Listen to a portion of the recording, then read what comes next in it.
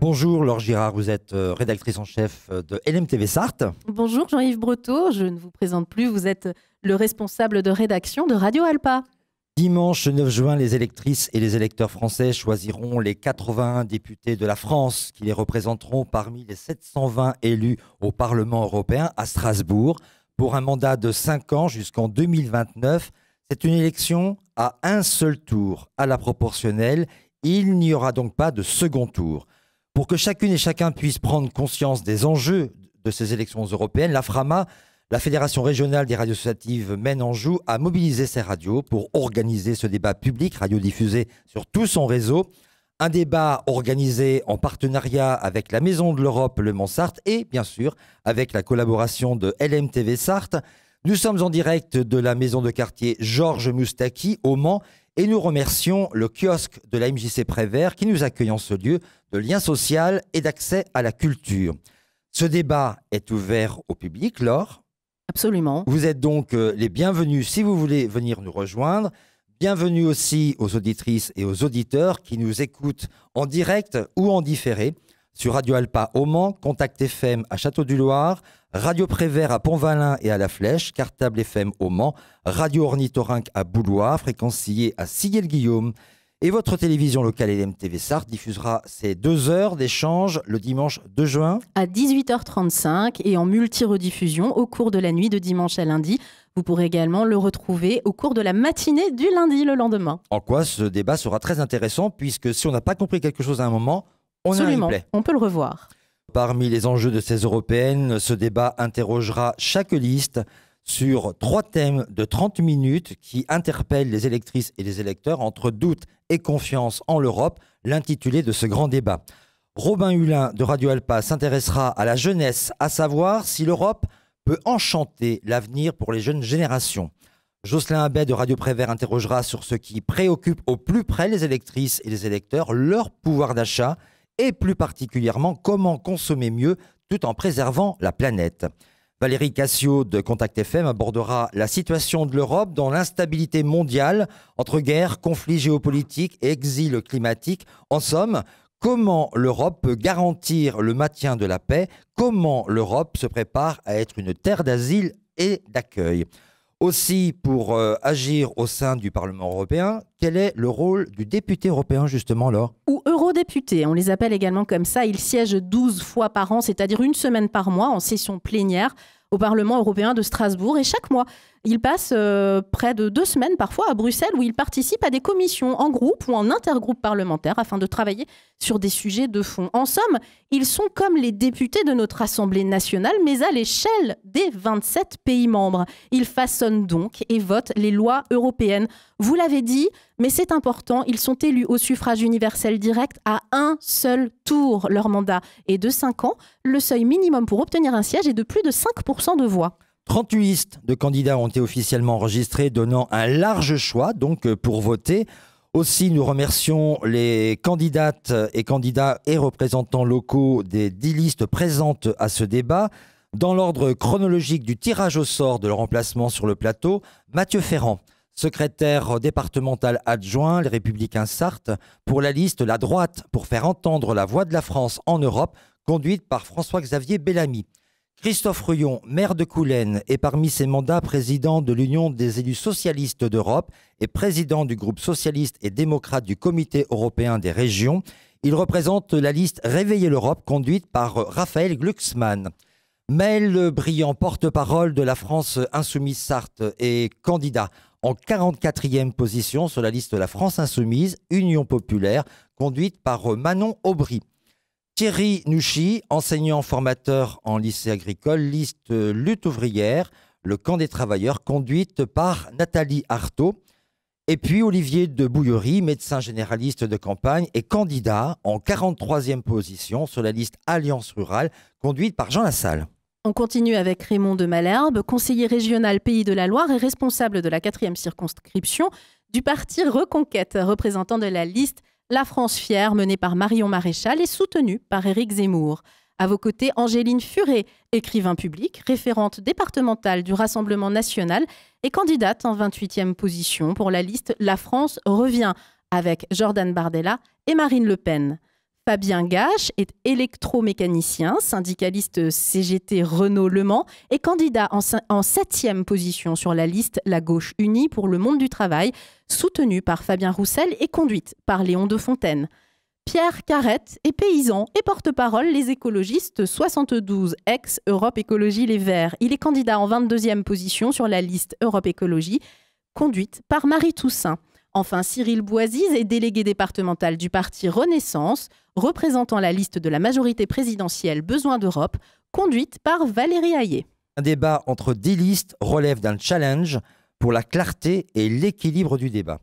Elles s'exprimeront au moins pendant 3 minutes sur chaque thème. C'est court, mais il s'agira d'aller à l'essentiel tout en suscitant entre elles le débat si elles le souhaitent. Et pour parler de l'espoir de la jeunesse avec l'Europe, on accueille justement un jeune journaliste, Robin Hulin, de Radio Alpa. Bonjour Robin. Oui, bonjour Jean-Yves, bonjour à tous. Bienvenue dans ce premier débat et temps d'échange donc. Au programme de cette demi-heure que nous allons passer ensemble, la jeunesse. L'Europe peut-elle enchanter l'avenir pour les jeunes générations? Parce que oui, la jeunesse constitue une partie de l'avenir de notre Union européenne. Alors ensemble avec les candidats autour de la table, on va évoquer plusieurs sujets concernant les politiques jeunesse de l'Union européenne et surtout ce que proposent à ce sujet les candidats, leurs listes et leurs partis dans le cadre de ces élections européennes du 9 juin. Oui, parce qu'on parle souvent du programme Erasmus quand on parle de l'Europe, cette démarche d'échange d'étudiants entre les universités d'Europe. Mais il y a d'autres sujets. On va parler de la place des réseaux sociaux, de sa régulation, de l'intelligence artificielle, la lutte contre la précarité chez les jeunes, qui constitue l'un des principaux points du programme de certains partis, mais aussi comment intéresser et sensibiliser les jeunes au vote et à l'enjeu de ce scrutin européen. Et ce sera un point central de notre débat, à l'heure où il se déplace de moins en moins dans l'isoloir et où un jeune de moins de 25 ans sur 2 ne connaît pas le rôle des institutions européennes. Même si cette élection semble susciter un peu plus d'intérêt chez les jeunes que les autres scrutins ces dernières années. Et enfin, quel rôle doit avoir l'Union européenne dans la lutte pour le climat et surtout comment peut-elle écouter la jeunesse et ses revendications à ce sujet? Puisque c'est sous cet angle qu'on essaiera de parler de la planète et de ses enjeux, puisque, comme on l'a dit, ce sera aussi le sujet d'un débat plus tard du jour tout à l'heure. Sans plus attendre, on va démarrer ce temps d'échange avec notre premier invité tiré au sort, Cyril Boisiz. Bonjour. Bonjour. Merci d'être avec nous. Comme on l'a dit, vous êtes référent départemental de Renaissance. Ma première question, je vous la pose. On parlera donc des réseaux sociaux, de la lutte contre l'abstention en deuxième partie de ce débat. Justement, qu'il s'agisse aujourd'hui du climat, de la lutte contre la précarité, mais pas seulement, il y a beaucoup de sujets à aborder. Que peuvent attendre les jeunes de l'Union européenne, de ses institutions? Merci de cette question. Effectivement, je vous remercie d'avoir rappelé la genèse de l'Europe. Car effectivement, l'Europe a été créée pour lutter contre les guerres, pour redonner un espoir aux Européens. Et malheureusement, c'est peut-être un peu trop lointain pour que tous les jeunes le sachent ou s'en souviennent. Comment s'assurer d'avoir un avenir construit avec tous nos partenaires européens? C'est aussi en mettant l'accent sur la connaissance et les rencontres. Vous avez cité Erasmus, qui est une initiative fabuleuse pour que les Européens apprennent et les jeunes Européens apprennent à se connaître. Et nous proposons d'augmenter encore les budgets d'Erasmus, que nous avons participé à faire doubler ces dernières années, de créer un Erasmus focalisé sur l'apprentissage avec un compagnonnage dans toute l'Europe. Donc ça encore, pour qu'on apprenne à se connaître, à travailler ensemble et à ne faire qu'un, ce qui est vraiment essentiel. Pour la jeunesse européenne, nous pensons que la culture est aussi un élément marquant, donc avec la mise en place d'un pass culture européen, pour qu'un Français puisse aller s'informer et connaître, par exemple, aller à la Scala de Milan ou vice-versa, qu'un Italien puisse venir en France et les aider pour cela. Et surtout, puisque la jeunesse, les voyages forment la jeunesse, de mettre en place ce que nous avons fait au niveau français, mais au niveau de l'Europe, qui est un passe-rail européen. Donc ça, ce sont pour des mesures, je dirais, de voyage, de rencontres, qui sont vraiment essentielles pour cette jeunesse, pour lui donner des perspectives d'avenir grâce à cette connaissance. L'éducation, le doublement du nombre d'universités européennes, nous pensons que c'est essentiel aussi. Tout ce travail en commun, toute cette connaissance va faire que les Européens verront dans l'Europe un avenir pérenne. Vous avez parlé de sujets différents, mais on les reprendra plus tard, comme le pouvoir d'achat, qui va passer aussi, bien sûr, par la mise en place de règles plus strictes sur une égalité européenne, sur un salaire minimum européen, pour s'assurer que tous les Européens aient un salaire minimum qui leur permette de vivre correctement. Donc voilà pour notre programme qui est axé sur la culture, sur l'éducation et l'accompagnement de cette jeunesse en Europe. Christophe Rouillon, représentant de la liste Réveiller l'Europe avec le Parti Socialiste et Place Publique. Même question, les jeunes et leurs attentes sur l'Union européenne selon vous? L'Europe est faite pour les jeunes, elle est faite pour leur avenir. C'est une conquête extraordinaire de ceux qui, après la Deuxième Guerre mondiale, ont décidé de ne plus jamais vivre la guerre sur le continent européen. Elle est faite pour l'assurer la paix, la liberté. Également, nous espérons la prospérité. Aujourd'hui, les enjeux pour les jeunes, ce sont les enjeux du climat, de se dire est-ce qu'encore dans 50 ans, cette planète, notre planète, sera encore habitable? Et donc là, le commissaire européen Frans Timmermans, qui est socialiste, a mis en place ce qu'on appelle le pacte vert, le Green Deal, pour réfléchir à une nouvelle économie, une économie plus verte, plus durable, sans opposer, sans avoir une écologie punitive, c'est-à-dire qu'on ne veut pas revenir à l'âge de pierre. On veut continuer à saisir les opportunités de l'innovation, de la recherche, pour demain avoir des technologies qui permettront de consommer moins d'énergie, d'émettre moins de CO2 et de continuer aussi d'avoir une agriculture plus respectueuse de la planète. Donc notre objectif, c'est à la fois la protection de la planète, mais c'est aussi le social, le pouvoir d'achat, avoir un bon travail, avoir des perspectives d'avenir. Le commissaire européen Nicolas Schmit, encore une fois socialiste, a défendu les principes d'une Europe qui donne plus d'argent aux plus pauvres, avec la convergence des SMIC européens vers le haut. Également de défendre aussi la possibilité de pouvoir s'ouvrir vers l'extérieur, d'avoir, comme c'était dit à l'instant, un Erasmus pour permettre aux jeunes de pouvoir d'acquérir des compétences, de pouvoir avoir des amis à travers l'Europe et avoir aussi une mobilité qui ne soit pas simplement celle des Bac+5, mais soit celle de tous les jeunes. Donc aujourd'hui, on voit qu'en particulier, la jeunesse est tentée par l'imposteur Bardella qui lutte contre la jeunesse. Je pense que c'est nécessaire aujourd'hui de leur expliquer pourquoi l'Europe, la social-démocratie est capable demain de franchir de nouvelles étapes. Et l'Europe, c'est aussi 450 millions d'habitants. C'est une perspective, c'est la possibilité de vivre, d'avoir des amis, d'avoir des bébés européens et de pouvoir vivre une vie qui soit une vie de liberté contre les régimes autoritaires qui sont à nos frontières et qui nous menacent. Je me tourne vers vous, Thierry Nouchy, pour la liste de la lutte ouvrière, le camp des travailleurs. Pareil, on a parlé un petit peu du climat, de l'innovation. Quels espoirs peuvent avoir les jeunes en l'Union européenne à l'heure où ils votent de moins en moins? Bonjour, alors oui, l'idée de l'Europe unie et sans frontières, où on pourrait circuler librement de l'Atlantique à l'Oural, de la mer du Nord jusqu'au Bosphore, et s'enrichir de la diversité des cultures, c'est une idée fantastique. Mais l'Union européenne, depuis qu'elle a été construite, elle a rien à voir avec ça. Elle ressemble plutôt à une sorte d'avorton d'union, un peu chétif, inabouti, puisqu'elle englobe seulement 27 des 50 pays d'Europe, 450 millions d'habitants, hein, comme on l'a dit juste avant, mais sur 750 millions d'Européens. Et puis cette Union européenne, elle pérennise les inégalités et les rapports de domination entre les pays riches d'Europe de l'Ouest et puis les plus pauvres d'Europe de l'Est ou du Sud, comme la Grèce. Et puis aujourd'hui, alors ça fait pas vraiment rêver, parce que cette Union, au lieu de faire reculer, depuis qu'elle existe, les idées nationalistes, elle les renforce partout. Et on voit aujourd'hui des clones de Le Pen, de Bardella ou de Zemmour proliférer un peu partout, en Allemagne, aux Pays-Bas, au Danemark, en Autriche ou en Italie. Et dans tous les pays membres de l'Union, les idées souverainistes, chauvines, font un retour en force. Moi, je ne pense pas que la protection derrière nos frontières nationales, ça soit ça qui fasse rêver les jeunes aujourd'hui. Voilà. Parce que l'Union européenne, elle n'a jamais fait disparaître les États nationaux. Et au contraire, les capitalistes se cramponnent derrière leur propre État national, exactement comme la noblesse, à son époque, en fin de règne, s'agglutinait autour du roi pour pouvoir en obtenir ses gratifications. Aujourd'hui, que ferait Dassault sans les commandes de l'État français? Que seraient les grands bourgeois français sans les milliards de subventions que l'État lui rapporte, sans parler de la PAC, par exemple, qui voit bénéficier de ces subsides les plus grands propriétaires terriens d'Europe.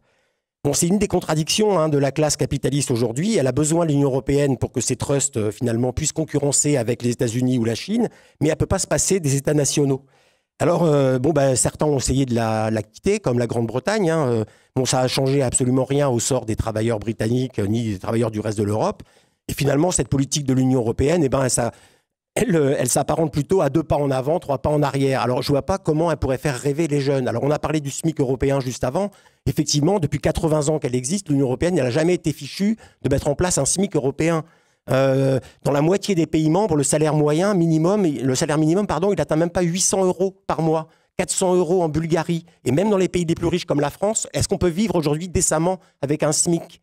C'est pas possible. Alors, pour que ça change, eh ben, effectivement, nous, on engage plutôt les jeunes, et en particulier les jeunes travailleurs, à se mobiliser contre cette situation, contre leurs propres exploiteurs, contre les patrons, qu'ils soient français ou d'autres pays européens.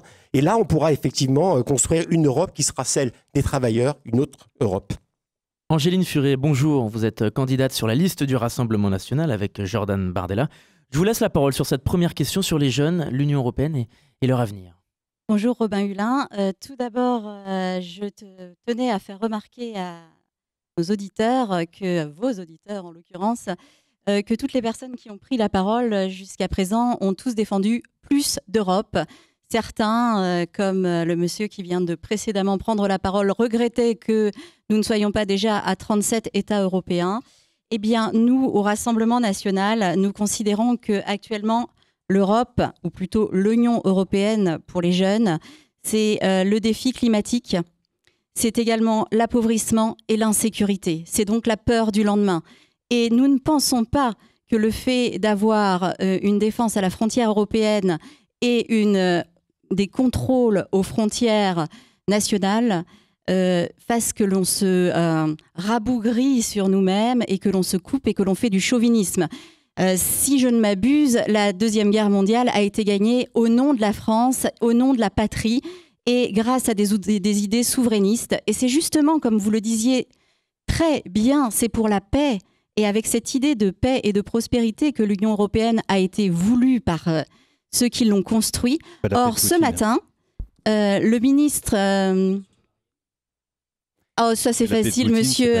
On avance Alors, je continue donc mon propos face à ces petites interventions dilatoires. Ce matin, le ministre hongrois des Affaires étrangères annonçait que l'Union européenne, d'ailleurs ce n'est pas du tout sa compétence, la compétence diplomatique ou l'armée, souhaitait une conscription pour les jeunes des pays de l'Union européenne pour aller se battre en Ukraine. Alors, plus d'Europe... en Europe avec de plus nombreux pays, c'est aussi cela, donc je ne vois pas en quoi cela parle de paix. Normalement, l'Europe devrait être une puissance diplomatique, organiser une grande conférence de la paix et non pas être belliciste. Ça devrait également être une Europe qui favorise la production européenne et consommer européen et français et non pas l'Europe du libre-échange de ces messieurs autour de la table, sauf quelques-uns. Alors, pour ce qui est de ceux qui sont contre le libre-échange, je vois LFI qui me regarde. En attendant, vous avez voté contre la PAC, ce qui fait que vous ne soutenez pas nos agriculteurs. Donc, ne nous faites pas croire que vous n'êtes pas des mondialistes et que vous n'êtes pas pour un appauvrissement général, monsieur. Voter le traité de libre-échange avec la Nouvelle-Zélande, comme l'a fait monsieur Bardella, ça, c'est défendre les intérêts des agriculteurs. Bardella est un imposteur. Ah mais monsieur Bardella Le Pen est un imposteur, madame Maréchal Le Pen est une arnaque, ça on est d'accord. Oui, et attaquer le siège de Total, mettre 9 personnes en ITT, ça aussi c'est digne d'un politique. Nous n'allons pas faire de la politique politicienne de bas étage, je pense que les jeunes qui nous écoutent veulent un espoir pour demain et savoir qu'une autre Europe est possible. On avance Par conséquent, pour que l'Europe puisse renouer... Pardon, on monsieur. avance, il vous reste quelques secondes, on avance dans ce premier tour de table et on revient vers vous dans quelques instants avec le candidat Fabien Gache pour le Parti communiste et la liste menée par Léon Desfontaines. Fabien Gache, même question, que peuvent attendre les jeunes en 2024 de ce scrutin européen et de cette Union européenne? Déjà, je pense qu'il faut partir de l'état, de la situation. On regarde du côté des étudiants, la réalité des étudiants aujourd'hui. Alors, je prends appui sur quelques études qui ont été faites, notamment par la Fédération des associations générales des étudiants. Un étudiant sur 5 ne mange pas toujours à sa faim, faute de moyens. La question du logement est une problématique particulièrement, mais pas que, en région parisienne. La précarité étudiante, une réalité que l'on ne peut pas ignorer, puisque 26% des 18-24 ans sont en dessous du seuil de pauvreté, 19% déclarent ne pas manger à leur faim et ainsi sauter plus de 3 repas par semaine. Je ne vais pas faire l'inventaire, mais la réalité aujourd'hui des étudiants, c'est quand même cela auquel il faut ajouter le fait, pour une grande partie d'entre eux, d'être obligés de se salarier, et dont 50% d'entre eux pour des raisons d'abord de niveau de vie, c'est-à-dire de pouvoir manger. Et on sait que l'échec, en particulier scolaire, pour ces 56% à peu près, dû à des étudiants qui ne peuvent pas à la fois travailler dans des conditions souvent déplorables et en même temps suivre leurs études. Mais les jeunes, ce n'est pas aussi que les étudiants, c'est aussi les jeunes qui ne sont pas diplômés, ou ceux qui le sont mais dont leur diplôme n'est pas reconnu, et qui connaissent précarité, galère, bas salaire. Donc c'est ça la réalité aujourd'hui de la jeunesse, et c'est vrai que dans ces conditions-là, l'Europe actuelle ne fait pas rêver les jeunes, c'est le moins que l'on puisse dire. Or, pour ce qui nous concerne, je pense qu'il faut déjà... Puis j'ai oublié quand même un point important, hein, c'est la sélection. C'est-à-dire que non seulement on a des conditions que je viens d'évoquer particulièrement dramatiques, mais c'est aussi une sélection accrue, c'est-à-dire limiter la possibilité pour beaucoup de poursuivre des études. Donc, ce que nous, on considère, c'est que d'abord, il faut abandonner la réforme du bac pro, d'une part. Ça, je pense en particulier pour tous les métiers liés à l'industrie, mais pas que. Abandonner le Parcoursup et mon master pour que chacun, et qu'il y ait beaucoup plus d'étudiants, enfin en tout cas de jeunes qui puissent poursuivre des études. Il faut des investissements massifs dans l'enseignement supérieur, mais dans l'enseignement en règle générale. Nous revendiquons, pour ce qui nous concerne, un système éducatif émancipateur et dans lequel l'État investit des moyens financiers à hauteur des besoins.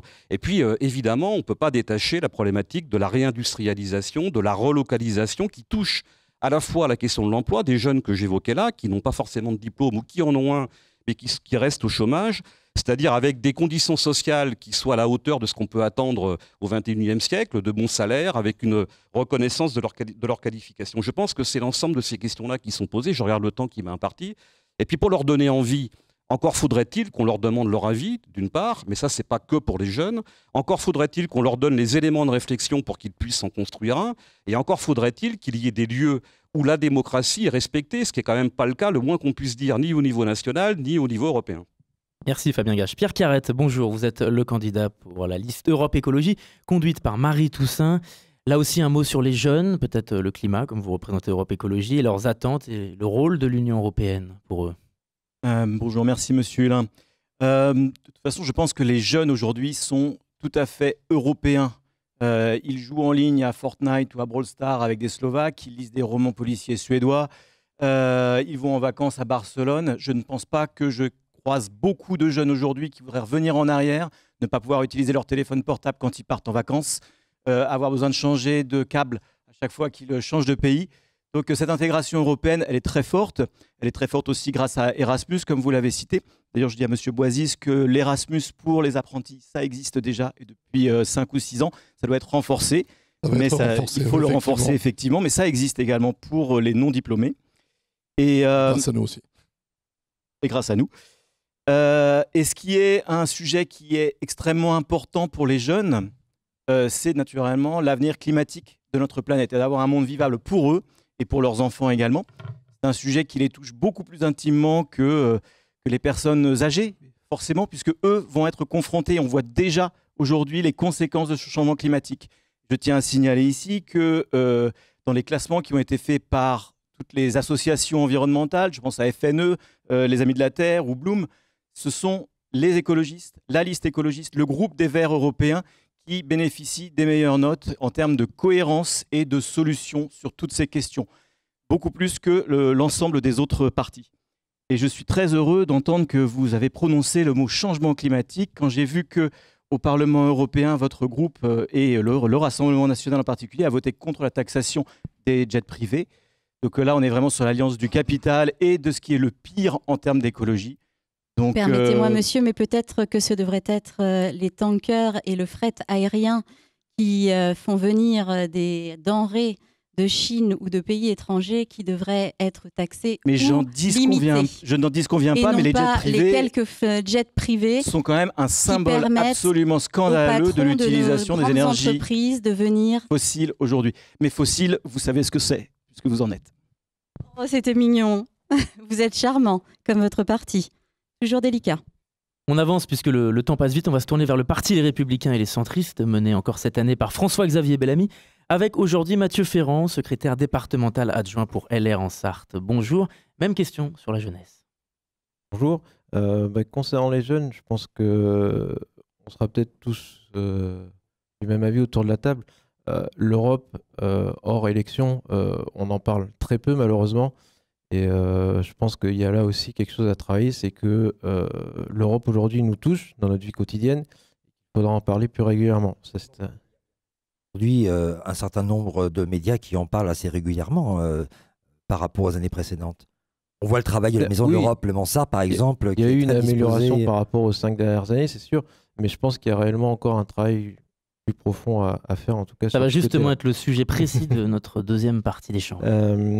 Mais je reviendrai aussi sur ce qui a été dit un peu par les autres participants, et notamment sur le programme Erasmus. Et je pense que certes, on l'a vu, il y a un doublement des budgets, c'est très bien, mais il faut aussi aller plus loin et toucher d'autres catégories d'étudiants, parce que quand on regarde aujourd'hui dans le détail, ce sont surtout des étudiants urbains qui bénéficient de ce programme.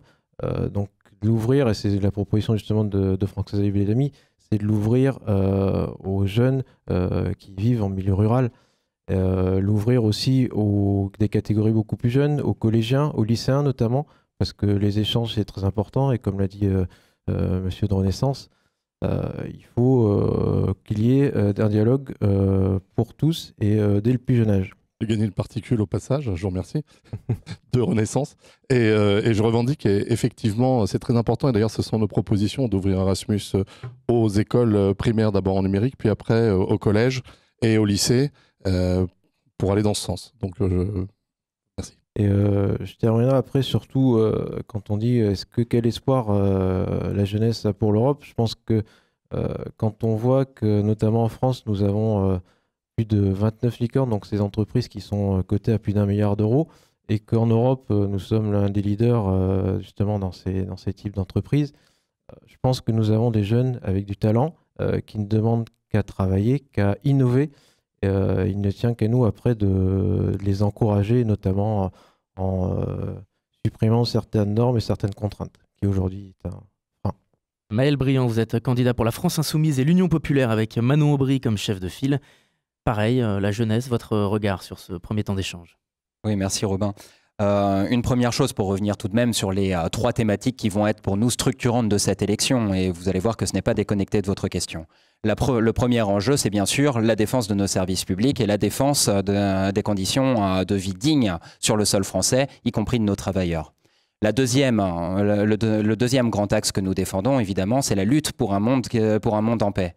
Et le troisième grand enjeu, c'est bien sûr, comme le rappelait M. Carrette d'Europe Écologie Les Verts, mais ce n'est pas innocent, on y reviendra, c'est la défense d'un monde qui reste vivable. Et ça, la défense des services publics, dans un monde en paix et dans un monde qui reste vivable, c'est un enjeu d'avenir. Et c'est de cette façon dont on s'adresse aujourd'hui aux jeunes. Mais je ne voudrais pas éluder la question. Parce qu'on a des propositions pratiques. Alors des propositions pratiques et qui s'adressent à un plus grand nombre de jeunes que les quelques mesurettes qui ont été présentées par M. Boisise, qui par ailleurs s'adresse à une frange toute particulière de la population.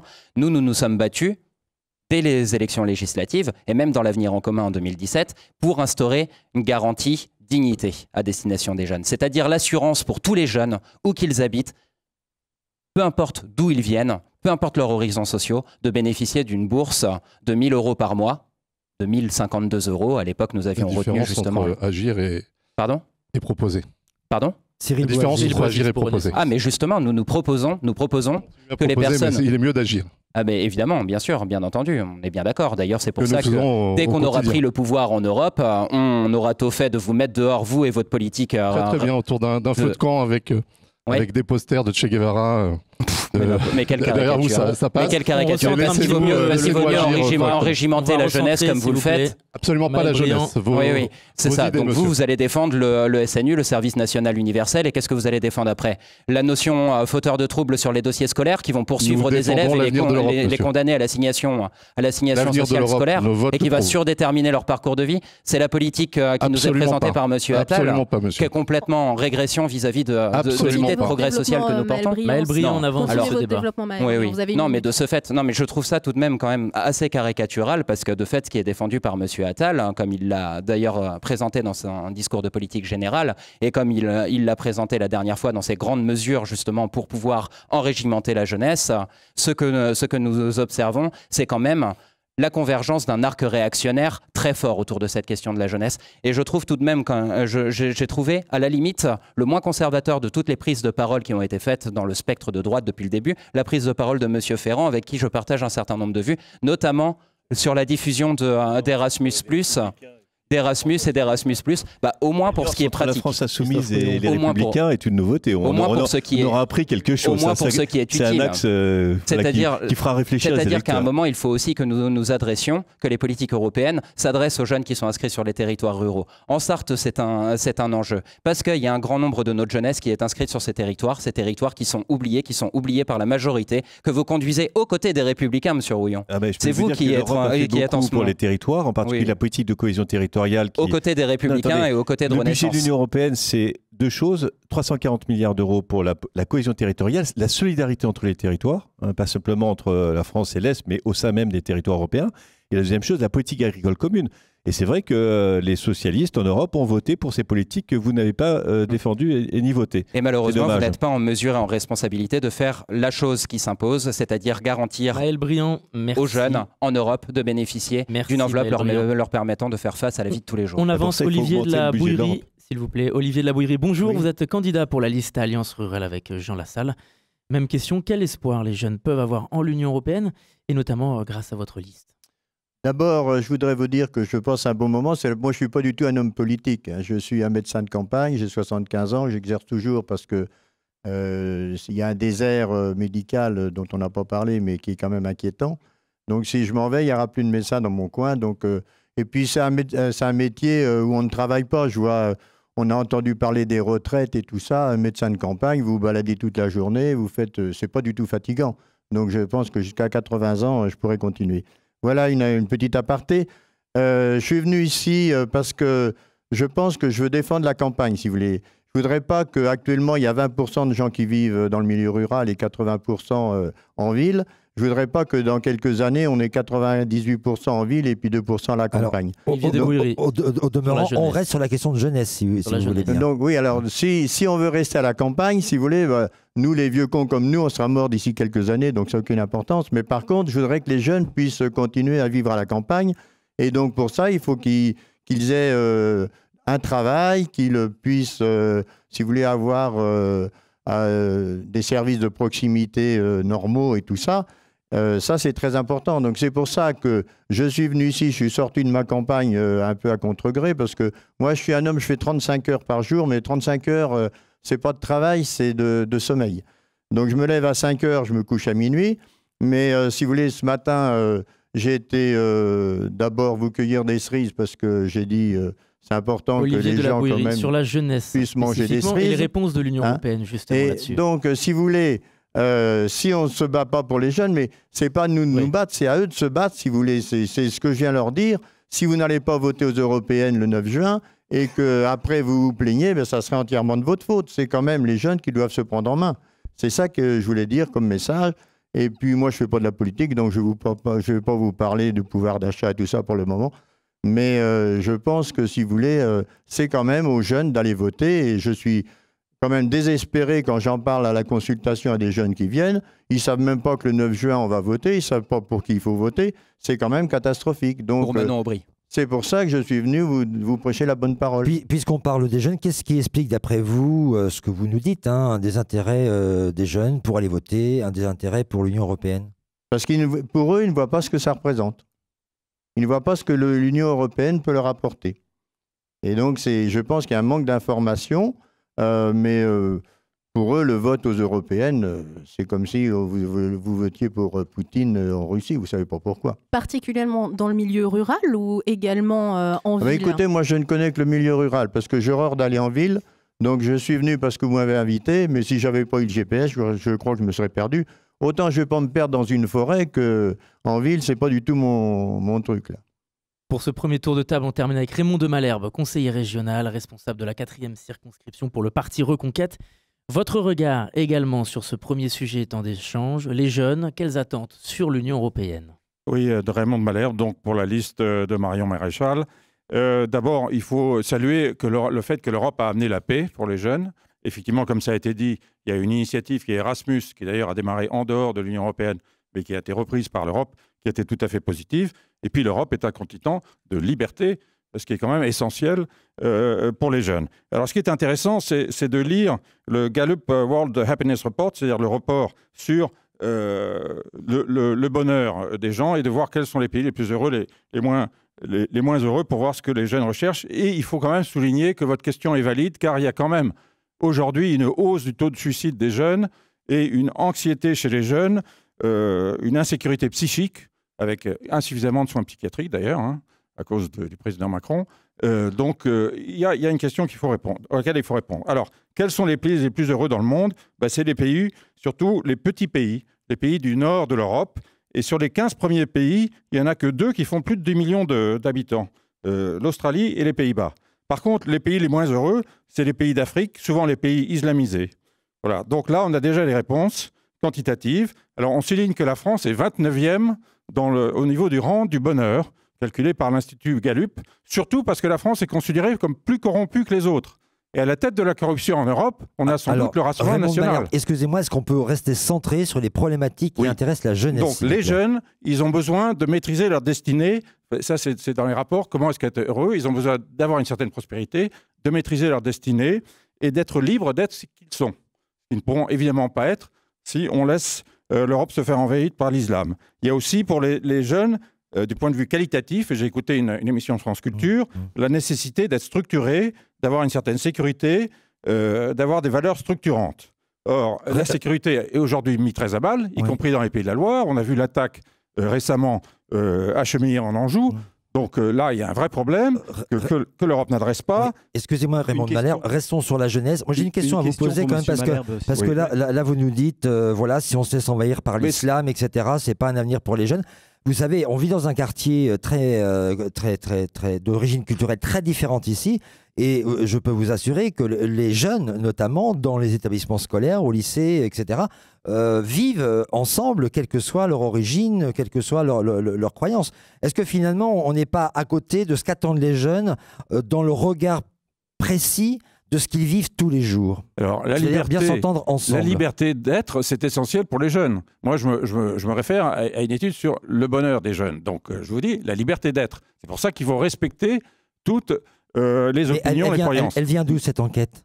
Gallup. L'enquête dont vous parlez là. Gallup, World Happiness Report, tous les ans. Oui, d'accord. Voilà, donc je vous invite à vous y référer, c'est très intéressant, hein, puisqu'on parle du bonheur. J'aurais une question pour vous, monsieur Malherbe, pour Europe Écologie, parce que vous dites la liberté des jeunes de choisir et de vivre ce qu'ils sont.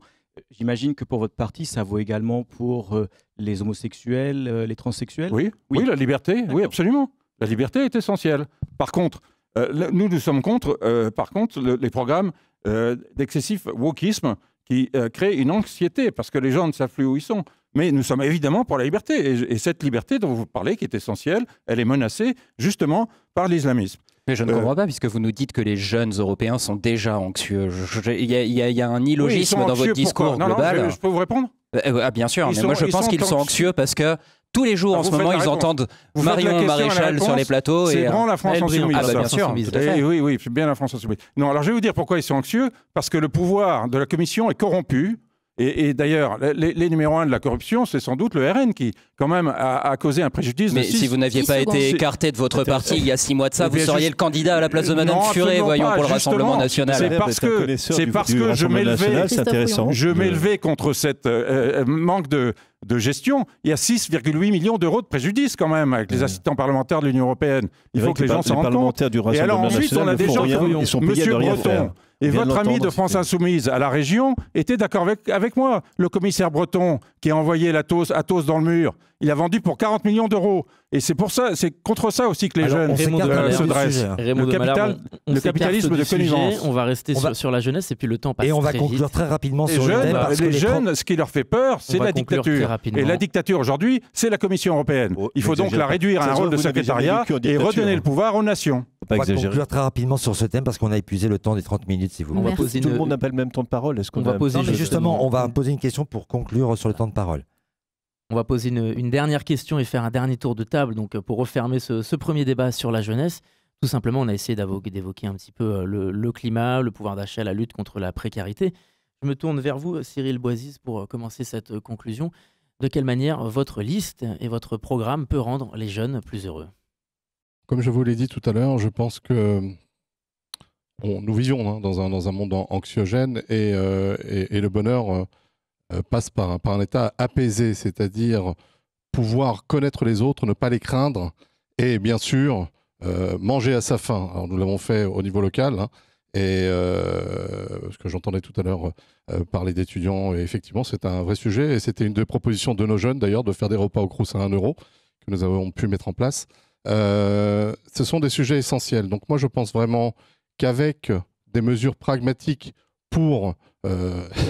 on me dit que je prends trop de temps. Avec nos mesures pragmatiques pour faire avancer tous ces sujets sur la jeunesse, nous redonnerons un espoir et surtout, loin de toutes ces bagarres stériles qui font honte à la politique. Vous avez épuisé le temps de parole. Merci beaucoup. Mathieu Ferrand, qui est un petit peu en retard sur votre temps de parole pour la liste Les Républicains avec François-Xavier Bellamy.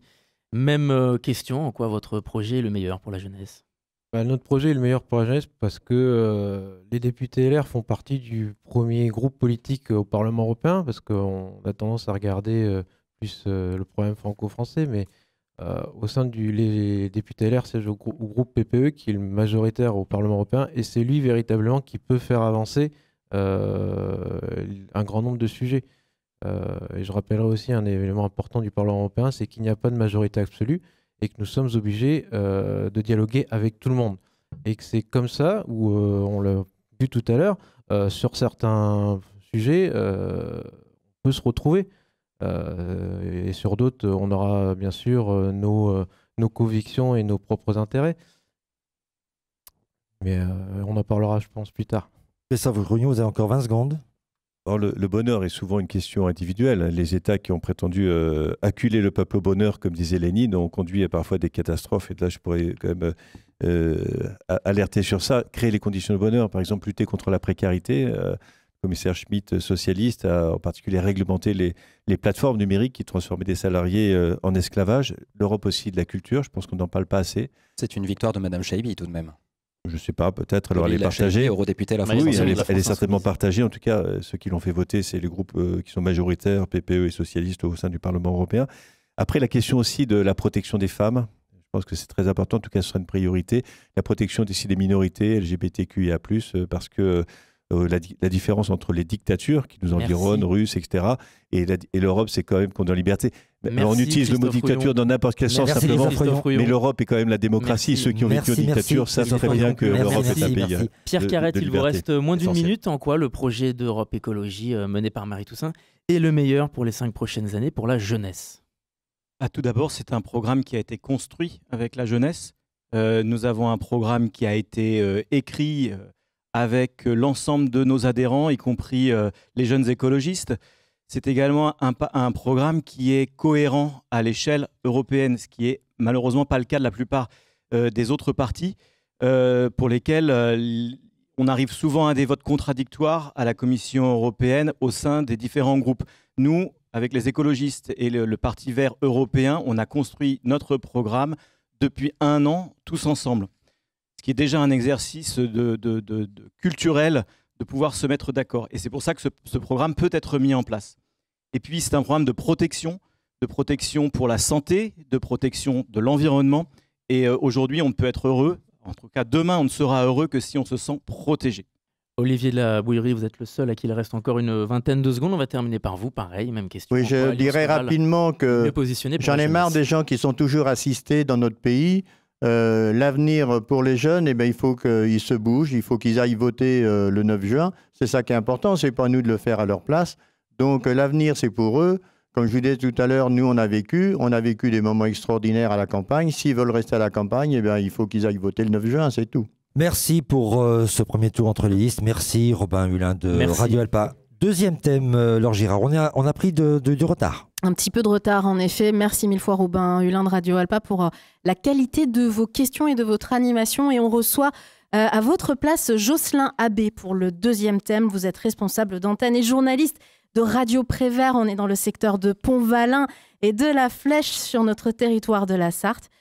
On va parler avec vous du pouvoir d'achat, mais tout en consommant mieux pour notre planète. Vaste sujet, Jocelyn Abbé. Tout à fait, Laure. Bonjour à tous. Il y a 5 ans, lors du débat organisé par la Frama à l'occasion des élections européennes, le slogan « Fin du mois, fin du monde, même combat » a été au cœur des propositions faites par plusieurs listes. Et aujourd'hui, nous sommes peu ou prou dans le même contexte, puisque selon le baromètre La Tribune Dimanche et Ipsos de mai, 5 principales préoccupations des Français sont, dans l'ordre, les difficultés en termes de pouvoir d'achat, l'avenir du système social, le niveau de délinquance, le niveau de l'immigration, et puis bien sûr la protection de l'environnement, réchauffement climatique, biodiversité, pollution et j'en passe. Alors comment faire pour concilier les impératifs de pouvoir d'achat et les exigences écologiques? La lutte contre la vie chère d'abord, la lutte contre le changement climatique ensuite, ou alors l'une sans l'autre, et advienne que pourra? Quelle vision avez-vous pour une Europe résiliente, prospère et durable? Telles sont les articulations de cette deuxième partie. Et pour démarrer, c'est le tirage au sort qu'il a désigné. C'est Maël Briand pour la liste La France Insoumise, l'Union Populaire. Alors Maël Briand, bonjour. Dans votre programme, vous citez Victor Hugo qui a déclaré en 1849 « Détruire la misère, oui, cela est possible ». Alors comment faire? Comment faire pour détruire la misère? Merci de votre question, Jocelyn. Détruire la misère, cela doit nous occuper, tout pendant qu'en la matière, le résultat n'est pas obtenu, alors du coup, nous devons nous y attacher. C'est la déclaration de Victor Hugo, effectivement, en 1949 à l'Assemblée. Comment est-ce que l'on fait? La question, elle est relativement simple et en même temps, elle est complexe. Il faudrait prendre un petit peu de sérieux pour pouvoir y répondre chacun. Le contexte, c'est le suivant. On a une pauvreté, une précarité qui va rampante. Si nous prenons l'exemple de la France, et même l'exemple sartois que je connais tout particulièrement, la pauvreté se diffuse, elle se diffuse très vite chez les travailleurs et chez les travailleuses notamment. Donc il faut pouvoir répondre sur différents axes. Il faut savoir que déjà sur l'aide alimentaire européenne, même si tous les Français n'en bénéficient pas, et heureusement, on parle tout de même d'une frange de 10 millions de personnes dans la population qui pourraient y prétendre, cette aide alimentaire européenne, aujourd'hui, elle représente 100 millions d'euros d'aide annuellement. Les dividendes en France, en comparaison, qui ont été distribués en 2023 aux actionnaires pour une seule année, c'est 67 milliards d'euros. C'est-à-dire que dans les dividendes qui ont été distribués pour les actionnaires en 2023, il y a 700 ans d'aide alimentaire. C'est devenu absolument obscène et indécent. Obscène et indécent. Et il faut aller chercher cet argent. C'est ce que nous proposons avec la liste qui est conduite par Manon Aubry. Parce que du coup, nous n'avons plus le temps. Nous n'avons plus le temps de laisser cette précarité s'installer. Nous n'avons plus le temps, ni moral ni éthique, de laisser des enfants en situation de pauvreté absolument terrible. Donc la première chose, c'est de demander le doublement de l'aide européenne alimentaire, de la passer à 200 millions par an. Et en plus de ça, d'en réserver une part aux associations tête de pont en direct pour qu'elles construisent au plus proche des territoires des filières courtes et durables. Maintenant, sur la taxation des super-profits. La taxation des super-profits et des hyper-profits, comme on le propose, ça nous permet une chose qui donnera du souffle à tout le monde. C'est de bloquer les prix des produits de première nécessité. Voilà, ça donnera du souffle à tout le monde. Parce qu'aujourd'hui, c'est vrai qu'il y a des profits de guerre, il y a des hyper-profits, et il y a aussi un grand nombre d'intermédiaires qui se gavent. Eh bien, aujourd'hui, on est pour que tout le monde puisse manger et que les actionnaires arrêtent de se gaver. Voilà une réponse courte. Merci. Et maintenant, le tour de Angéline Furet pour La France revient avec Jordan Bardella et Marine Le Pen. Dans votre programme, il y a un axe dénommé l'Europe qui produit. L'objectif, si j'ai bien compris, c'est le rétablissement de la prospérité économique et la préservation du modèle social des Français. Comment fait-on? Tout à fait, Jocelyn Abbé. Je vous remercie pour cette question. Effectivement, je voulais interpeller légèrement Monsieur Briand qui disait qu'il fallait être sérieux et qui attrape son micro pour vite répondre. Vous m'interpellez, souffrez au moins que je vous réponde, effectivement. Je souffrirai, ne vous inquiétez pas. Oui. Vous dites qu'il faut taxer les super-profits et c'est effectivement ce qui a été fait à petite échelle en France. Et je lisais ce matin que eh bien 40% du produit escompté de la taxe de ces super-profits n'a pas été recueilli puisque les très grandes entreprises et multinationales ont délocalisé les sièges de leurs profits et de leurs dividendes. Donc effectivement, ça me semble très réaliste de la part de la France Insoumise, comme d'habitude, de vouloir taxer et encore taxer plutôt que, comme le disait Monsieur Jocelyn Abbé, relancer notre production, puisque sous l'aune de la fameuse social-démocratie depuis des années, eh bien, Notre production, la France, est désindustrialisée. D'ailleurs, ceci a notamment été encouragé par l'Union européenne avec des subventions pour délocaliser dans les pays de l'Est. Fameuse et merveilleuse Union européenne social-démocrate. Donc je pense qu'il faut effectivement, et nous pensons qu'il faut remettre en place une priorité à la consommation et à la production européenne et française. Et cela doit aller notamment par effectivement, je pense à la consommation des marchés publics avec la viande qui doit être de la viande française et non pas 75% de viande importée, pardonnez-moi. Il faut également au niveau de tout ce qui est production militaire. Les cantines sartoises, c'est pas vrai. On a 80% que ce soit pour le département ou que ce soit pour les communes, 80% de la viande consommée par les enfants est d'origine française. Le chiffre est au départ. Alors je sais que c'est le premier qui parle qui a raison. Je ne vous parle pas Bardella, à c'est sa l'échelle spécialité de de lancer des chiffres après qui ne sont pas vérifiés, mais c'est faux. Madame Furet n'est pas élue, je vous le rappelle. Oui. Jamais élue localement. Jamais. Oui, et vous n'êtes ni l'un ni l'autre sur les listes candidats aux européennes. Donc, on est occupé avec justement les questions locales, alors que tout le monde sait très bien ça n'a pas été que le cas. RN au Parlement européen, c'est la croisière s'amuse, à 8 000 € net par mois. Qui veut gagner des millions. Ah bien, écoutez, messieurs, je vous laisse cracher sur vos concurrents, puisque vous n'avez que ça. En tout état de cause, pour vous répondre sur la dette, pour vous répondre sur la dette, 40% des super profits qui sont délocalisés, comme qui dirait, ça nous laisse une bonne moitié. Oui. Alors je suis tout à fait d'accord avec la France Insoumise. Le RN, comme d'habitude, est totalement incompétent économiquement. Parce qu'évidemment, la délocalisation n'empêche pas la taxation. Il a été décidé de la taxer à 15%. Monsieur le maire était ravi. Que ce soit votre tour de parole. Parce qu'il faudrait faire une taxe à 30 ou 35%. Alors, Angélique Furet, terminez si vous voulez bien. On sent vos origines et votre carrière dans la Chine communiste, monsieur de Malherbe, puisqu'il faut taxer à 30 ou 40%. Vous avez tort de critiquer la Chine, Madame Furet. Puisque en France, nous sommes déjà le pays où il y a le plus d'impôts. Je vous en prie, monsieur, laissez-moi finir. Je pense que vous avez largement eu votre temps de parole. Vous ne pensez pas que les Français méritent un peu de justice sociale? Justement, les Français méritent de la justice sociale qu'il faut financer. Et pour la financer, il faut que les travailleurs puissent payer des impôts. Et pour cela, il faut que les gens travaillent, parce que finalement, vous n'êtes plus pour les allègements. Il ne faut pas que ce soit des gens. Alors là, on découvre encore une fois les Ils sont uniquement des assistés. Ils ne connaissent rien à l'économie. Oui, ça doit être ça, tout à fait. Donc, messieurs, je alléger, vous laisse... renforcer les taxes et les alléger, mais faites un choix. Dites-nous, qu'est-ce que vous voulez faire? Est-ce qu'il faut alléger? Il faut que les gens gagnent de l'argent. Peut-être que vous n'en payez pas, vous. Mais en tout cas, pour pouvoir payer des impôts, il faut avoir un salaire, parce qu'autrement, on ne peut pas les payer. Donc, si les gens ne travaillent pas ou si les gens sont jusque-là, je vous assistés, suis. voyez-vous, ils ne pourront pas payer d'impôts. Donc je pense que ma logique se tient, mais évidemment, quand on ne connaît pas les réalités d'une vie active, peut-être qu'on ne sait pas que pour payer des impôts, il faut gagner un salaire et travailler. Merci. Merci Madame Furet. J'ai commencé à travailler en apprentissage à l'âge de 15 ans. Eh bien, j'en suis ravie pour vous. Dans ce cas-là, vous devrez savoir qu'on ne peut pas taxer encore et toujours. Maintenant, la question que l'on vous pose, c'est sur le modèle social. Qu'est-ce que vous proposez? Parce que là, vous proposez justement... Sur le modèle social, monsieur, il faut que l'on arrête de détruire nos services publics. Et donc les allègements d'impôts, et donc la sécurité sociale. Qu'est-ce que vous en faites? Vous la défendez ou pas?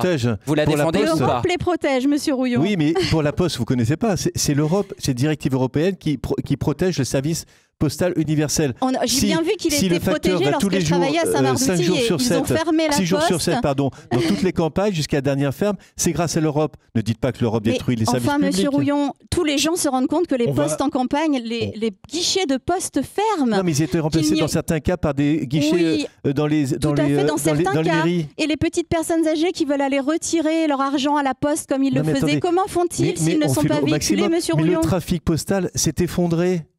Il s'est effondré. Les gens envoient beaucoup moins de courriers. Vous n'allez pas maintenir, comme dans un système communiste que vous dénoncez, un système qui n'a pas le même volume. Alors écoutez, tant que la Poste touchera des subventions pour services publics de l'État qui sont en milliards, il y a même une obligation par rapport de distance. Quel que soit l'endroit en Sarthe où vous devez aller, vous avez un point poste ou une poste. Et le facteur passe 6 jours sur 7 dans les communes. Il va se réorganiser en livrant les repas, en faisant des choses comme ça. Et donc, le point bancaire, monsieur Rouillon, l'Europe protège les services publics. Bien sûr, vous l'avez vu d'ailleurs, l'hôpital se porte très bien.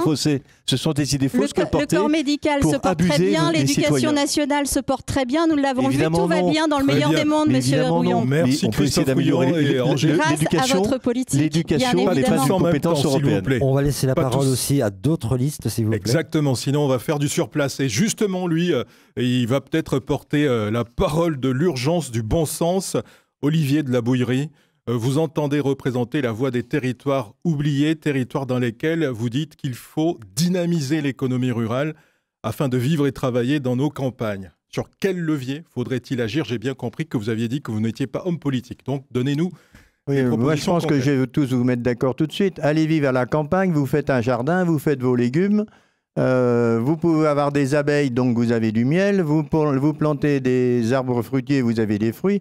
Donc, le pouvoir d'achat n'augmente pas du tout, au contraire. Hein. Donc, je discutais avec un agriculteur, il me dit quand il y a une inflation de tant %, je fais 3 rangs de patates en plus, et puis ça y est, l'inflation est terminée. Mais donc, encore. c'est très important de vivre à la campagne et de pouvoir avoir ce plaisir de faire un jardin, d'avoir ses légumes, et là, on mange au moins frais et on mange des produits de qualité. Donc, c'est pour ça, pas de besoin de subventions pour l'Europe et tout ça. Mais par contre, je suis inquiet des interdictions du glyphosate, par exemple, pour les betteraves, parce que mon frère qui est agriculteur dans l'Aisne, de 80 quintaux à l'hectare, il est passé à 20 quintaux, donc il a arrêté les betteraves. Donc pour faire du sucre, il fallait en chercher je ne sais pas où, en Chine, je ne sais pas où. Et donc un paquebot qui traverse l'Atlantique comme ça pour ramener le sucre, va polluer beaucoup plus que tout le parc de voitures de la France. Donc il faut rester dans le raisonnable et puis faire chez nous ce qu'on peut faire, c'est-à-dire les betteraves. Si on met un peu de glyphosate, ça ne va pas détruire... Monsieur de la Bouillerie, je me permets de vous interrompre. Est-ce que quand on vit en milieu rural, on n'a pas de problème de pouvoir d'achat? Il n'y a pas des postes de dépenses incompressibles, comme on dit? Il y en a beaucoup moins, parce qu'au point de vue alimentaire, vous pouvez fournir le maximum de ce que vous avez. Vous avez un poulailler, vous avez des poules, vous avez des lapins. Je vous dis, vous avez les abeilles, vous avez votre jardin. Donc ça vous coûte beaucoup moins cher. Elles sont mortes à cause de glyphosate et de néonicotinoïdes. Comment? Mais vos abeilles, elles sont mortes à la fin. Mais vos non, terres sont mortes. écoutez, moi j'ai des abeilles, c'est ni le gaucho ni le glyphosate. Là, elles ont été détruites par une martre. Je ne sais pas ce que vous savez ce que c'est qu'une martre. Une martre, ça ressemble un peu à une fouine, c'est un peu plus gros qu'un chat, mais c'est protégé. C'est la LPO, la Ligue pour la protection des oiseaux, qui a attaqué l'arrêté du préfet dans mon département pour que la martre soit protégée. Donc c'est quand même scandaleux qu'une Ligue pour la protection des oiseaux protège des martres qui se portent très bien alors que les oiseaux se portent très mal. Olivier de la Bouillerie, donc si on comprend bien, pour avoir du pouvoir d'achat, tous à la campagne. Tous à la campagne, Que exactement. faites-vous de la question du coût des transports qui a défrayé la chronique tout au cours de l'année, notamment le coût du carburant, de l'essence? À la campagne, vous pourriez on se déplace faire en le voiture. transport à cheval, mais si on peut continuer à monter à cheval, parce que les animalistes, si vous voulez, vont retirer les chevaux de bois des manèges pour pas que les gamins s'intéressent à l'équitation. Madame Hidalgo a retiré les poneys là-bas dans les parcs de Paris pour pas que les gamins aient envie de monter à cheval. C'est une catastrophe. On a une écologie punitive, si vous voulez, que je ne supporte pas. Bon, on va y revenir. Et là, maintenant, on va donner la parole à Raymond de Malherbe pour la France fière menée par Marion Maréchal et soutenue par Éric Zemmour. Que proposez-vous en matière de pouvoir d'achat? Une des préoccupations majeures des Français et donc de vos électeurs, je présume. Oui, donc Raymond de Malherbe, conseiller régional, ancien président de Chambre de commerce, je soutiens la liste Marion Maréchal. Alors il faut regarder les chiffres pour le pouvoir d'achat, c'est-à-dire le meilleur critère, c'est le PIB à parité de pouvoir d'achat par habitant. Or, on s'aperçoit que les pays qui sont le mieux placés sont soit les petits pays, soit les pays homogènes d'un point de vue énergétique.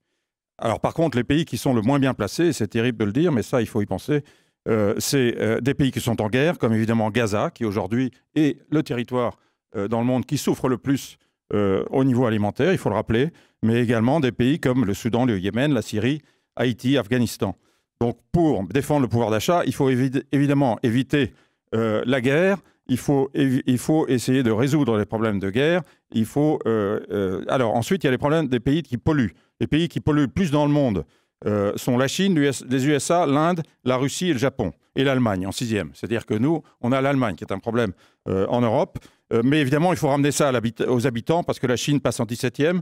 Et on a, parmi les pays qui polluent le plus dans le monde, donc par émission de dioxyde de carbone par habitant, c'est l'Arabie Saoudite, l'Australie, le Canada, les USA et la Corée du Sud. C'est-à-dire qu'encore une fois, l'Europe n'est pas trop mal placée. Donc l'Europe doit surtout éviter de se retrouver mal placée. Et pour cela, il faut l'homogénéité énergétique, c'est-à-dire que c'est pour ça que nous poussons le nucléaire et que nous devons nous battre contre l'impérialisme américain et allemand qui veut nous imposer le charbon, le gaz de schiste et également trop d'éoliennes alors que nous sommes un pays qui a un patrimoine touristique important.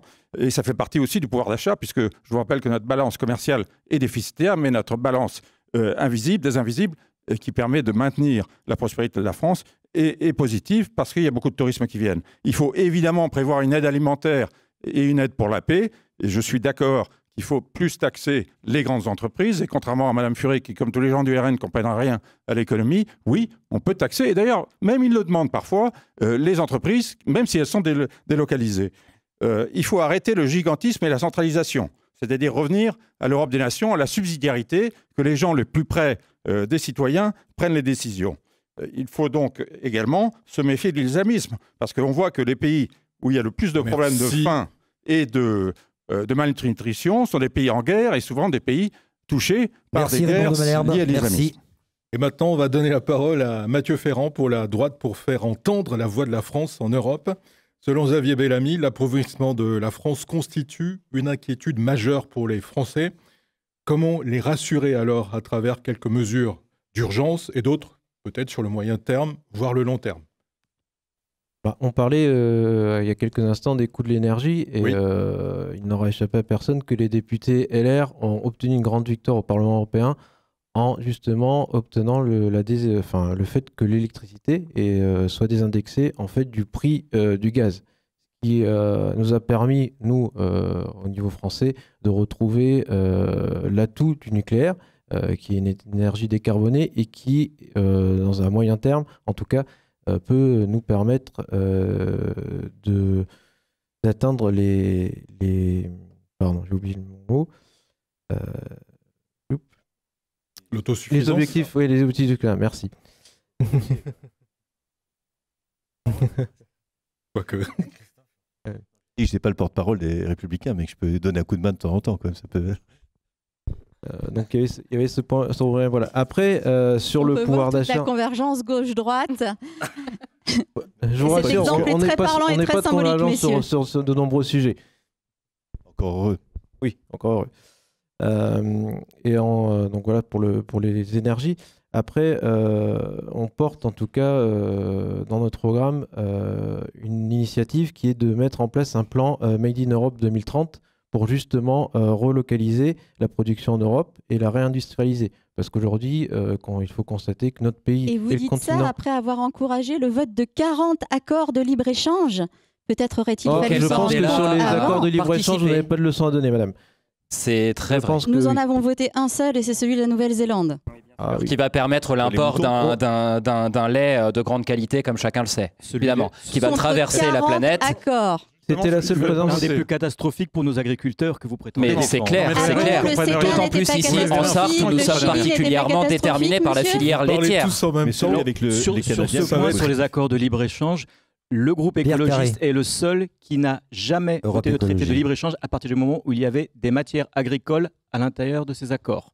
Et la France Insoumise a fait mieux, elle n'a jamais donné une seule voix, sans aucune condition, monsieur Carré. Aux accords de libre-échange, tout à fait, mais nous non plus. Quand il s'agit de défendre le fromage vous français, êtes merveilleux quand il faut défendre le français. Quand il faut défendre les Français, le programme de la NUPES, oui, nous trouvons certaines convergences avec Europe Écologie Les Verts et écologie PS. punitive. Souvenez-vous des agricultures dans la rue, monsieur d'Europe Écologie Les Verts, monsieur Carré, qui demandaient... Je suis agriculteur moi-même, j'entends madame. bien, mais les agriculteurs qui étaient dans la rue demandaient à ce qu'on leur foute la paix, je cite, et qu'on les laisse produire.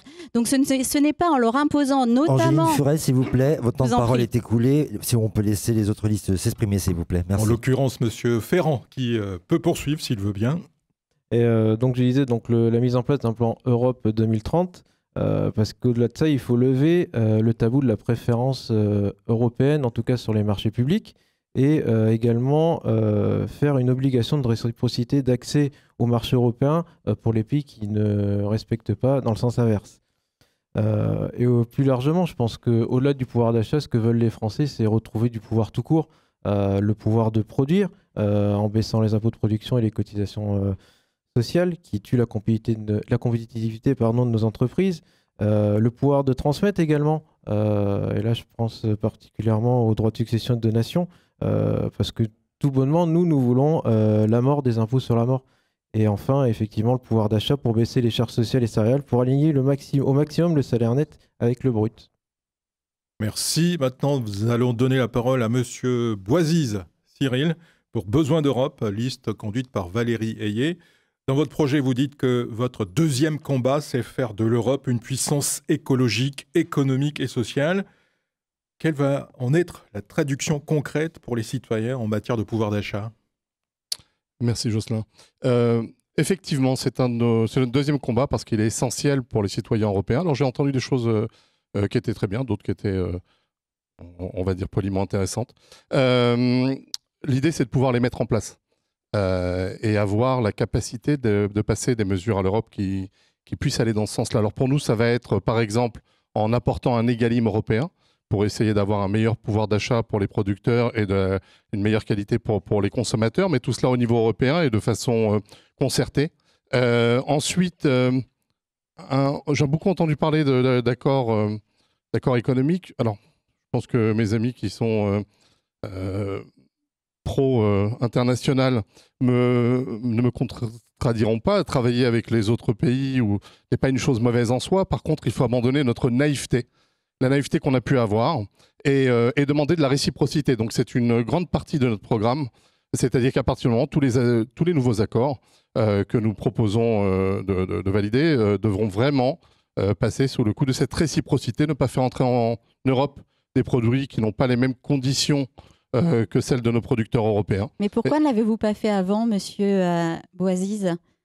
Pardon, excusez-moi. Pourquoi ne l'avez-vous pas fait avant, Alors monsieur nous avons Bouaziz, commencé à le faire, mais vous savez, comme toute chose, il faut faire un premier pas et améliorer. Mais on peut rester à toujours être dans le yaka faucon, mais ce n'est absolument pas notre façon de faire.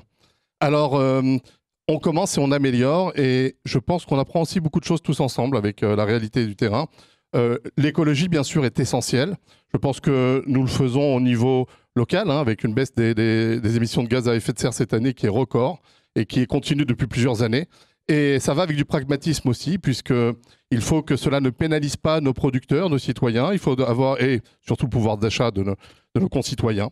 Nous proposons un pacte bleu pour le monde de la pêche, pouvoir remettre en avant et protéger nos pêcheurs tout en conservant les accords de pêche avec la Grande-Bretagne, qui n'est plus dans l'Europe. J'espère que votre fin du pacte thermique bleu n'étranglera pas les pêcheurs comme votre pacte vert étrangle les agriculteurs, Alors, absolument monsieur pas. Ce n'est absolument pas le cas. Enfin, je peux me permettre de le dire, puisque j'habite aussi en campagne, et je n'ai pas la même vision romantique de la campagne. Je vois mes voisins qui sont souvent dans une très grande précarité. Alors, effectivement, il y a une chose qu'on sait faire, c'est la solidarité.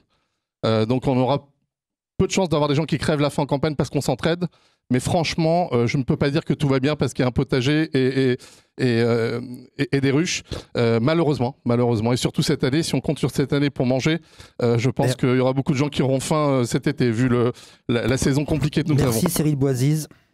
Et on continue avec Réveiller l'Europe, PS Place Publique, liste menée par Raphaël Glucksmann. Christophe Rouillon, on connaît votre engagement européen. Alors quel est l'engagement ? D'abord, je voudrais rappeler une chose, c'est que nous ne sommes pas dans une élection nationale, mais une élection européenne. L'Europe ne peut pas tout faire, elle n'a pas de compétences, en particulier sur les droits de succession.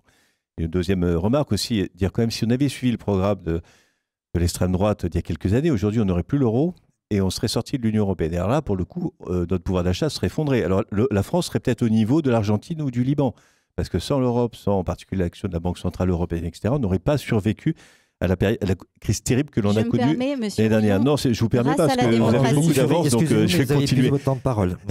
Donc effectivement, directement, l'Europe ne peut pas jouer sur le pouvoir d'achat. Par contre, elle peut jouer de façon indirecte. Par exemple, sur le logement, aider la rénovation et la construction de logements, ça c'est du pouvoir d'achat pour les citoyens. Aider par exemple au transport pour les facilités. Aider aussi à avoir une agriculture de qualité et moins chère, en aidant les jeunes agriculteurs à s'installer, en protégeant aussi les droits de chacun. Sur l'égalité homme-femme, là, il peut y avoir une réglementation européenne qui va se faire. Lutter contre le dumping, avoir une convergence des SMIC européens. Également aussi mettre un terme à cette règle de l'unanimité qui nous bloque. Parce que, comme aujourd'hui, vous avez un droit de veto d'un pays, on ne peut pas mettre en place des mesures de fiscalité, par exemple, pour taxer les ultra-riches et aussi pour taxer les multinationales. Donc voilà. Si on arrive à mettre en place ces politiques très concrètes et si on arrive aussi à faire évoluer les traités européens, je pense que vraiment on arrivera à faire évoluer le pouvoir d'achat de nos concitoyens. Aussi, je terminerai sur l'énergie en disant que maintenant qu'effectivement les centrales nucléaires se doivent de nouveau activer, et aussi avec l'appui des énergies renouvelables, on peut avoir une indépendance par rapport aux centrales à charbon et que l'on peut déconnecter le prix de l'énergie en France de celui de la centrale à charbon Allemagne. Donc on va regagner un peu de pouvoir d'achat, j'espère, dans les années à venir. Merci Christophe Rouillon pour la liste Réveiller l'Europe. Et on donne la parole au camp des travailleurs lutte ouvrière, c'est Thierry Nouchy. Question directe. Pour le pouvoir d'achat, quelles sont les propositions de votre liste ? On considère donc déjà, l'inflation, elle ronge le niveau de vie des classes populaires et elle plonge des familles entières dans la gêne, dans la difficulté. Et ça, c'est des questions quotidiennes. Bien plus quotidiennes que la question de savoir s'il y a trop ou pas assez d'Europe ou trop ou pas assez d'immigrés en France. Donc on compte dans les milieux populaires chaque euro. Chaque euro, parce qu'on doit se priver de loisirs, on doit réduire sa consommation de viande ou de poisson, on doit rogner sur ses dépenses de santé. Mais cette inflation-là qui nous plombe, ce n'est pas une calamité naturelle. C'est le produit de la guerre de classe. Parce que qui c'est qui décide des prix ? En fait, les prix n'augmentent pas tout seuls, ils sont fixés par la fraction la plus puissante des groupes capitalistes. L'inflation, pour nous, c'est un vol sur les classes populaires. C'est une rançon qui s'ajoute en plus à l'exploitation des travailleurs dans les entreprises. Parce que l'énergie et les matières premières ont augmenté à un moment donné parce que Total, Engie ou des céréaliers comme Cargill ou des armateurs comme la CMA, CGM ont profité des pénuries créées par la guerre en Ukraine, créées par le virus Covid ou par une sécheresse, voilà, et pour spéculer, faire augmenter ces prix. Voilà. Aujourd'hui, les prix du colza, ils augmentent ou ils descendent en fonction des climats en Australie ou au Canada. Donc c'est comme ça que ça se passe. Et donc c'est eux qui décident finalement. Et puis quand ils ne trouvent pas de prétexte, ils en inventent. Alors ils s'inventent les uns les autres, entre Danone, Nestlé, Leclerc, Auchan. C'est toi qui es responsable finalement de la hausse des prix. Et puis chacun gonfle ses marges. Et au final, c'est le consommateur et c'est les classes populaires qui le payent. Donc quand les industriels et les grands commerçants se disputent les profits, c'est toujours nous qui payons. Pour nous, c'est un vrai racket. Alors, quoi faire ?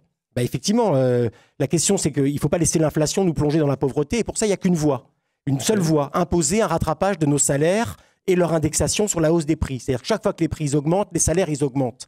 Voilà. Alors, pour ne pas être sans cesse rattrapé par l'inflation, il faut que les salaires, les allocations, les pensions, les retraites augmentent systématiquement dans la même proportion. Mais pour ça, ni le gouvernement d'aujourd'hui, ni les prédécesseurs, ni l'Europe ne pourra y faire quoi que ce soit. Et je pense, là, je rejoindrai d'autres camarades qui sont ici sur le débat, mais ça passera par la lutte. Ça passera par la lutte des travailleurs. Il n'y a pas d'autre issue aujourd'hui. On n'a pas à attendre une loi européenne ou une loi dans le pays pour lutter contre l'inflation. Ça sera nous qui pourrons décider. Parce que finalement, qui c'est qui fait fonctionner la société tout entière ? C'est les travailleurs. On l'a vu avec la crise du Covid. Qui c'est ? Toutes les petites mains. Les coursiers, les vendeuses, les livreurs, les infirmiers, les enseignants, c'est tout cela qui ont fait fonctionner la société. Et eux, ils n'en voient jamais la couleur de ce travail qu'ils fournissent au quotidien. Donc, ils font tourner la société. Pour nous, à Lutte ouvrière, on pense qu'ils doivent la diriger. Et je voudrais juste dire un mot, parce que tout à l'heure, j'ai été un petit peu en retard sur le temps de parole dans le premier débat, mais pour la jeunesse, parce que comment engager la jeunesse aujourd'hui ? L'engager à lutter contre ceux qui sont responsables de notre situation, c'est-à-dire les capitalistes, le système capitaliste. Tant que c'est le système capitaliste, on ne pourra pas s'en sortir. Il faut le renverser. Et moi, à la jeunesse, je l'engage à combattre contre ce système parce que ensuite, les travailleurs, les jeunes, ensemble, on pourra décider d'une société juste, humaine, fraternelle, sans profit, sans propriété privée, des moyens de production. Merci Thierry Nouchy pour la liste Lutte ouvrière, le camp des travailleurs. Et maintenant, c'est Monsieur Carrette, Pierre Carrette, pour la liste Europe Écologie. Vous dites qu'il faut sauver le climat et faire face à l'urgence sociale avec un État-providence écologique. Merci Jocelyn Abbé. Je vais revenir sur quelques points quand même, parce que j'ai entendu certains de mes collègues ici parler d'agriculture. Je pense que, comme on en a entendu aussi beaucoup parler en février, notamment avec des gens qui se sont rendus à la rencontre des agriculteurs avec des bottes toutes neuves qu'ils avaient achetées la veille, et je pense qu'il y en a une bonne partie qui découvraient ce que c'était que le monde agricole. Et vous allez voir que je vais reboucler très rapidement sur la question qui porte sur le pouvoir d'achat. Depuis 2 ans, comme on l'a dit, inflation sur les prix de l'énergie, donc des charges plus importantes pour les agriculteurs. De l'autre côté, inflation dans les magasins, donc des prix alimentaires plus importants, mais le prix de base aux agriculteurs n'a pas été augmenté. Je le vois avec Lactalis, par exemple, sur le lait. En 2022, c'était 33 centimes du litre. En 2023, 30 centimes du litre. Donc, ça a même baissé. Et où va la marge ? Parce que si on a des agriculteurs qui ne gagnent pas plus et des marges qui augmentent, c'est bien qu'il y a des intermédiaires. Et effectivement, depuis la crise du Covid, on voit l'agroalimentaire et les grandes surfaces qui ont augmenté leur revenu de 47% en moyenne sur les produits alimentaires. Donc, effectivement, urgence pour une loi Egalim, mais déjà, avant de la mettre à l'échelle européenne, essayons d'avoir une loi Egalim qui fonctionne en France. Et là, on veut pas. Alors, on dit pas d'écologie punitive. Donc, pour la loi Egalim, c'est une loi sur laquelle on dit on va faire confiance aux acteurs. Mais on a bien vu que ça n'avait pas marché. Il aurait été temps de se réveiller avant. Moi, je trouve que quand on a un ministre de l'économie, c'est ce qu'on appelle l'exécutif. Ça doit être là pour faire exécuter les lois. Bref, en tout cas, tout ça aurait été des bons moyens pour augmenter le pouvoir d'achat, y compris le pouvoir d'achat de nos agriculteurs. Mais bon, je ne vais pas revenir sur cette question. Enfin, si, parce que sur le lait, c'est quand même important. Surtout dans notre région, hein, en Sarthe et en Mayenne. Et donc, le traité de libre-échange avec la Nouvelle-Zélande et les quotas qui vont être importés de Nouvelle-Zélande sur le lait, c'est une véritable catastrophe pour nos éleveurs. Oui, et les poulets de l'Ukraine, ce n'est pas une catastrophe pour nos éleveurs. Donc ça aussi, il faut le prendre en compte. La catastrophe, c'est le bombardement des terres agricoles par les Russes. Ça, c'est la catastrophe. Alors que vous étiez alliés, vous, avec Russie Unie, le parti du Front National. Vous voudrez vous en souvenir. Ce n'est pas nous qui avons proposé une structure de défense commune avec la Russie, c'est bien le gouvernement de M. Macron. Excusez-moi, Angéline Furet, je vous rappelle que vous avez épuisé votre temps de parole. Donc on est garant de l'équilibre du temps de parole entre les candidats. Merci. Et il me semble que ce sera aussi le thème de la prochaine session. Mais je voulais revenir aussi sur le veto social, qui est un point très important de notre programme. C'est celui justement de voir que pour chaque réglementation européenne qui soit passée, il y ait une étude d'impact et que l'on voit, et que l'on regarde, et que l'on étudie avec détail l'impact sur les 10% les plus pauvres. Et que s'il y a un impact négatif pour les 10% les plus pauvres, cette loi ne puisse pas passer en l'état. Et ça, je pense que c'est quelque chose qui est extrêmement important. En fait, on veut avoir une structure en beignet, avec toute réglementation qui est négative pour les 10% les plus pauvres ne doit pas être passée, et tout ce qui va au-delà des limites planétaires ne doit pas passer non plus. Donc le champ politique qui est raisonnable, et celui que je pense tous les autres partis devraient aussi adopter comme nous, c'est celui de cette tranche du milieu entre justice sociale et ressources planétaires. Et il est le dernier à prendre la parole, il attendait tout sagement, peut-être qu'il piaffait d'impatience intérieurement. En bon syndicaliste qu'il est, je suis sûr qu'il va faire une sorte de synthèse puisqu'il parle en dernier. C'est bien sûr Fabien Gache pour la liste Gauche Unie pour le monde du travail soutenue par Fabien Roussel. Bon, alors, je ne piaffe pas, je ne ferai pas la synthèse de tout ce qui vient d'être dit.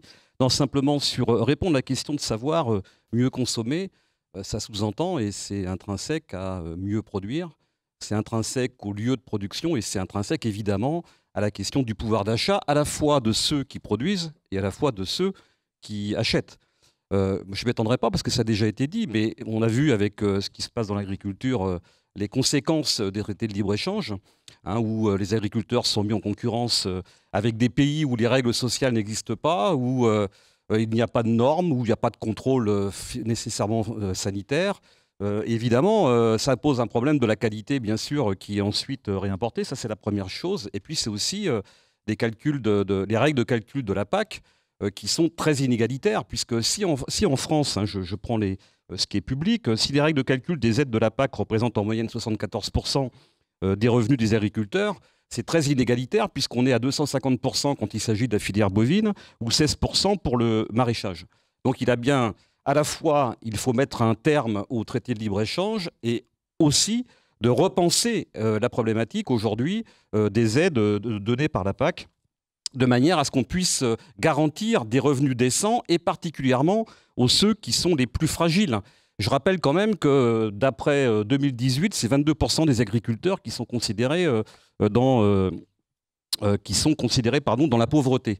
Deuxième chose, c'est le lieu de production, ce que j'évoquais. Le lieu de production, c'est au plus près des besoins des consommateurs. Si on prend la Sarthe, en Sarthe, on produit 40% des légumes. Ça veut dire qu'on pourrait en produire 60% de plus. Mais ça sous-entend à ce moment-là l'accès à la terre, avec des exploitations qui soient à taille humaine. Est-ce que c'est possible? Oui, ça se fait d'ailleurs déjà, mais il faudrait réfléchir pour l'élargir. Les municipalités sont dotées de terres qui pourraient tout à fait être exploitées en ce sens-là.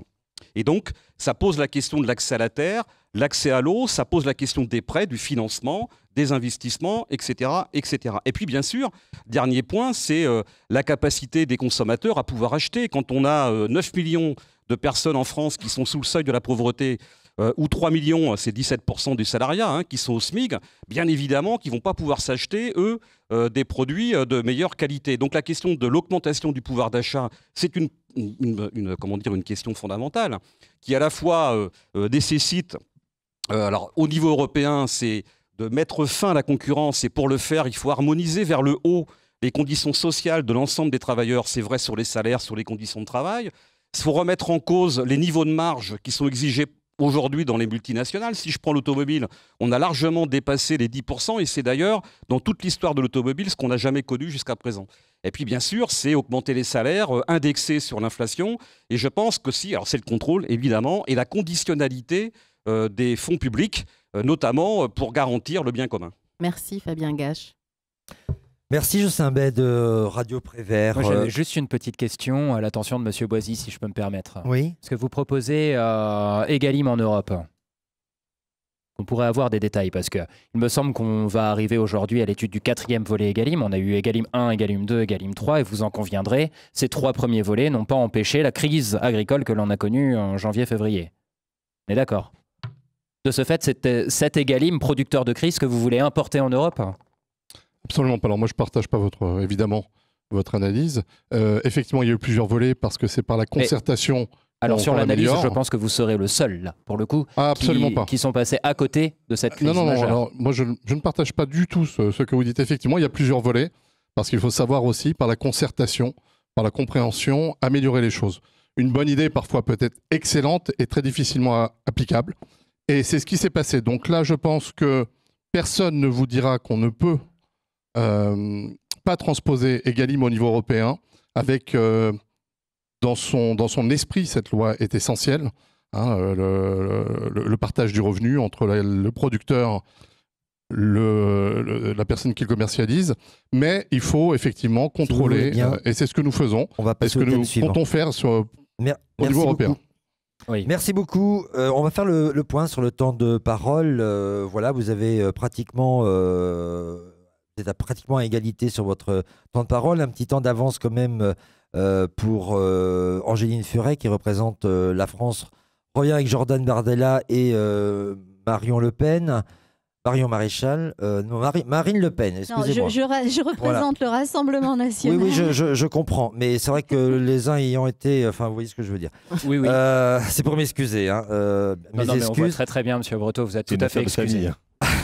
Je vous rappelle que vous êtes en train d'écouter votre radio locale associative sartoise à l'écoute du débat réunissant 10 des 38 listes aux élections européennes qui se dérouleront le dimanche 9 juin pour un seul tour. Valérie Cassio de Contact FM nous rejoint pour questionner sur la situation de l'Union européenne dans l'instabilité mondiale face au maintien de la paix en Europe et face aux migrations géopolitiques et climatiques. Bonjour Merci Valérie. beaucoup Jean-Yves. Alors nous vivons dans un contexte géopolitique instable et tendu. La France a toujours eu un rôle particulier dans la diplomatie internationale. Qu'en est-il de l'Europe? L'Union européenne peut-elle fonctionner à 27 avec des positions communes face au conflit? Chaque pays doit-il garder sa propre souveraineté diplomatique et militaire dans ce contexte? Cette situation pousse les peuples opprimés à migrer vers un avenir plus sûr en Europe. Mais peut-on accueillir tous ceux qui sont menacés dans leur pays? Doit-on décourager ceux qui veulent profiter d'un supposé Eldorado européen? C'est ce que nous allons vous proposer de débattre sur ce thème qu'est l'Europe dans l'instabilité mondiale. L'Europe, terre d'accueil, est-ce que l'Union européenne a-t-elle vocation à être une terre d'accueil? Et dans quelles conditions? Le tirage au sort a désigné Angéline Furet pour La France revient afin de répondre en premier à cette question. Je vous remercie Valérie Cassin. Donc évidemment que pour nous, le Rassemblement national... Alors, excusez-moi, Valérie Cassio, et vous avez un tout petit peu moins de temps de parole que les autres puisque vous avez un petit peu d'avance. Je comptais justement ne faire que 2 minutes. Madame Cassio, par conséquent, évidemment que nous, au Rassemblement national, nous ne sommes pas pour que la France soit une terre d'accueil de toutes les détresses et la pauvreté du monde. En revanche, nous n'oublions pas le rôle historique de la France et de l'Europe en matière d'asile politique, et ceci doit être maintenu. Par contre, le pacte accueil et migration, notamment soutenu par les macronistes, et donc Monsieur Ferrand, non je me trompe, je vous prie de m'excuser, Monsieur Boisise qui les représente ici, nous sommes contre, puisque évidemment sous couvert de filtrer à l'entrée, tout le monde peut quand même rentrer, tous les immigrés clandestins illégaux peuvent quand même rentrer en Europe. Et une fois qu'ils sont en Europe, c'est de l'immigration du fait accompli. Et ils peuvent librement circuler dans l'espace Schengen. Nous pouvons notamment, maintenant, ce n'est plus tabou de le dire, voir que l'insécurité, malheureusement, est également due à cette immigration. Et par conséquent, nous souhaitons rétablir ceci et via la double frontière, c'est-à-dire une frontière aux frontières de l'Union européenne qui aura vocation à accueillir les migrants qui auront fait leur demande d'asile dans les pays de départ ou qui auront obtenu leur visa dans les pays de départ. Et ensuite, évidemment, des contrôles aléatoires aux frontières nationales de manière à ce que les migrants qui souhaiteraient se déplacer illégalement dans l'espace Schengen ne le puissent pas. Donc voilà en matière d'immigration. Pour ce qui est de la guerre, je pense que j'en ai déjà parlé tout à l'heure. D'ailleurs, tous les partis qui sont autour de la table ont voté le rapport Verhofstadt, qui est pour l'élargissement à 37 États de l'Union européenne, dont la Macédoine, la Géorgie et l'Ukraine, qui sont en conflit chaud avec la Russie. Je pense que tout homme de bonne volonté ne veut pas faire la guerre. Bien que nous soutenions l'Ukraine, il ne faut pas envoyer nos jeunes à l'abattoir. Je vous remercie. Merci Angéline Furet pour La France revient avec Jordan Bardella et Marine Le Pen. Pierre Carrette, Europe Écologie, cette même question. L'Union européenne a-t-elle vocation à être une terre d'accueil et quels sont selon vous les dispositifs de contrôle migratoire à mettre en place en Europe pour lutter contre l'immigration illégale? Merci pour cette question. D'abord, je voudrais revenir sur ce que disait Madame Furet avant. Les contrôles aléatoires aux frontières, aujourd'hui, ça peut déjà se faire. Et si on devait remettre des douaniers au bord de toutes les frontières nationales, ça coûterait un pognon de dingue, comme on dit certaines personnes. Cependant, ça n'empêche pas les personnes rentrées en Europe, les clandestins illégaux, de circuler à travers l'espace Schengen. Et c'est ça que nous ne voulons pas, monsieur. Alors, en tout cas, ce que je voudrais dire, c'est que nous, chez les écologistes, et ça fait partie du logiciel écologique, on essaie de regarder tout d'abord les causes, comme on le fait en science. Et pourquoi est-ce qu'il y a autant de migration ? Eh bien, c'est aussi en partie, et même assez souvent, en relation avec les bouleversements climatiques que nous connaissons. Il y a quelques années, j'étais en Syrie. C'était avant la guerre, en Syrie.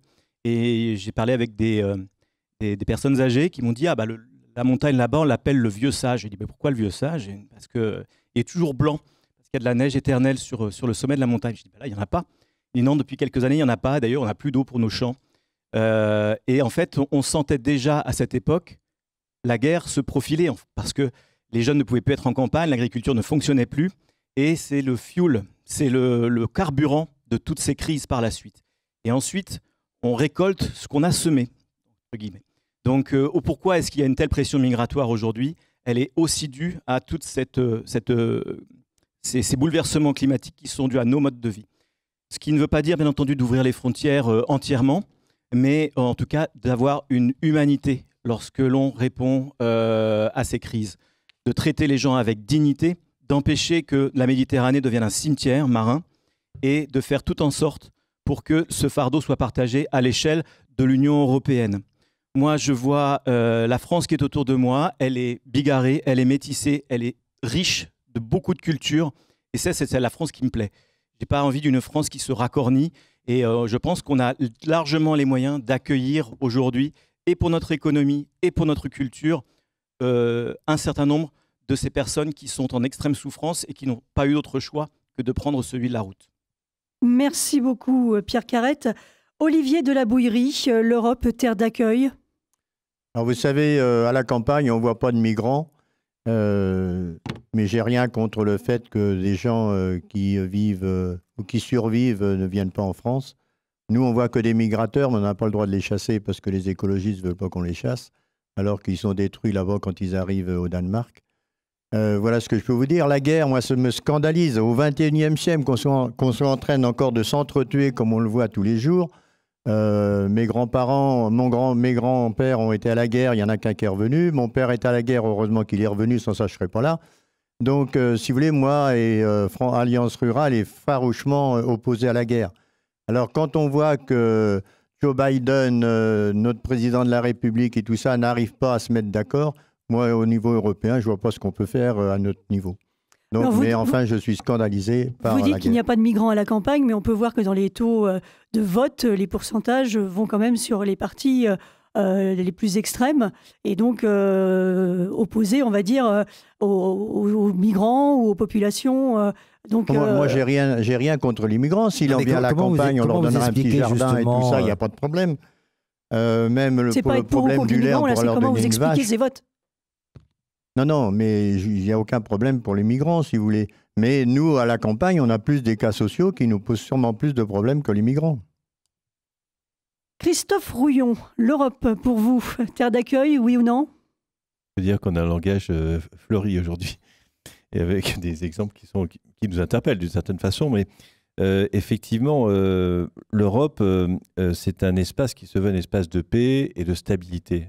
On voit bien quand même, grâce à l'Europe, on a réussi à maintenir une entente sur le continent européen alors que la guerre avait toujours été le principe. Et on voit que les continents qui ne se sont pas entendus, en particulier on regarde l'Amérique du Sud, à peu près la même dimension, ce sont des pays de chaos, de chute, d'appauvrissement.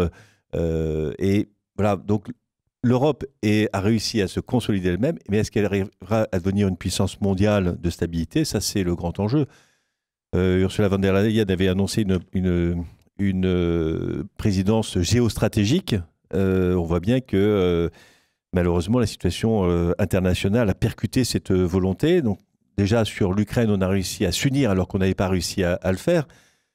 Poutine pensait avoir un ventre mou facile à défoncer. En réalité, il a eu un ventre musclé avec une Europe qui a réussi à s'entendre pour livrer des armes, pour soutenir l'Ukraine, qui n'a jamais fait défaut. Même Viktor Orban a fini à la fin par céder. Et Giorgia Meloni, qui n'est pas du tout sur la ligne de l'extrême droite française, défend l'Ukraine. Donc on s'est entendu. Maintenant, il faut préparer le coup suivant parce que on voit bien que la perspective peut-être de l'élection de Donald Trump risque de casser le lien transatlantique qui a garanti quand même la stabilité en Europe depuis maintenant 70 ans. Donc il faut se préparer à avoir une défense commune, avoir des programmes d'armement communs, à ne plus compter que sur nous-mêmes, parce que nous avons 450 millions d'habitants, soit 100 millions de plus que les Américains. Donc on peut commencer à peser sur la scène internationale pour pouvoir peser en particulier au Moyen-Orient, pour aller vers une solution à deux États, tenter de dissuader Vladimir Poutine d'aller plus loin.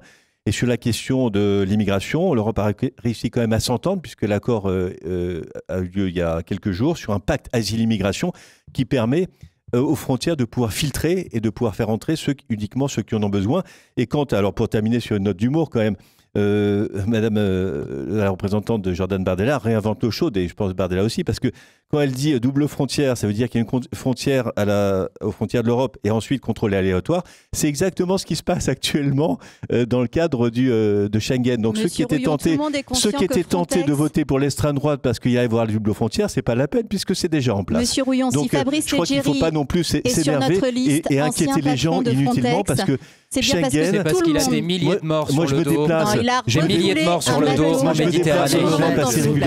Il y a régulièrement des contrôles lorsqu'il a des nécessités. Donc les douaniers continuent à jouer le rôle. Et avoir des doubles douaniers, c'est avoir des douaniers sur tout le territoire national alors qu'ils luttent contre le trafic de drogue, etc. Ce serait une aberration. Vous mentez, Monsieur Rouillon, Frontex a interdiction de refouler les bateaux de migrants à l'arrivée. Mais non, mais ça ne veut pas dire la même chose. Nous les accueillons tous. Non, mais on les accueille.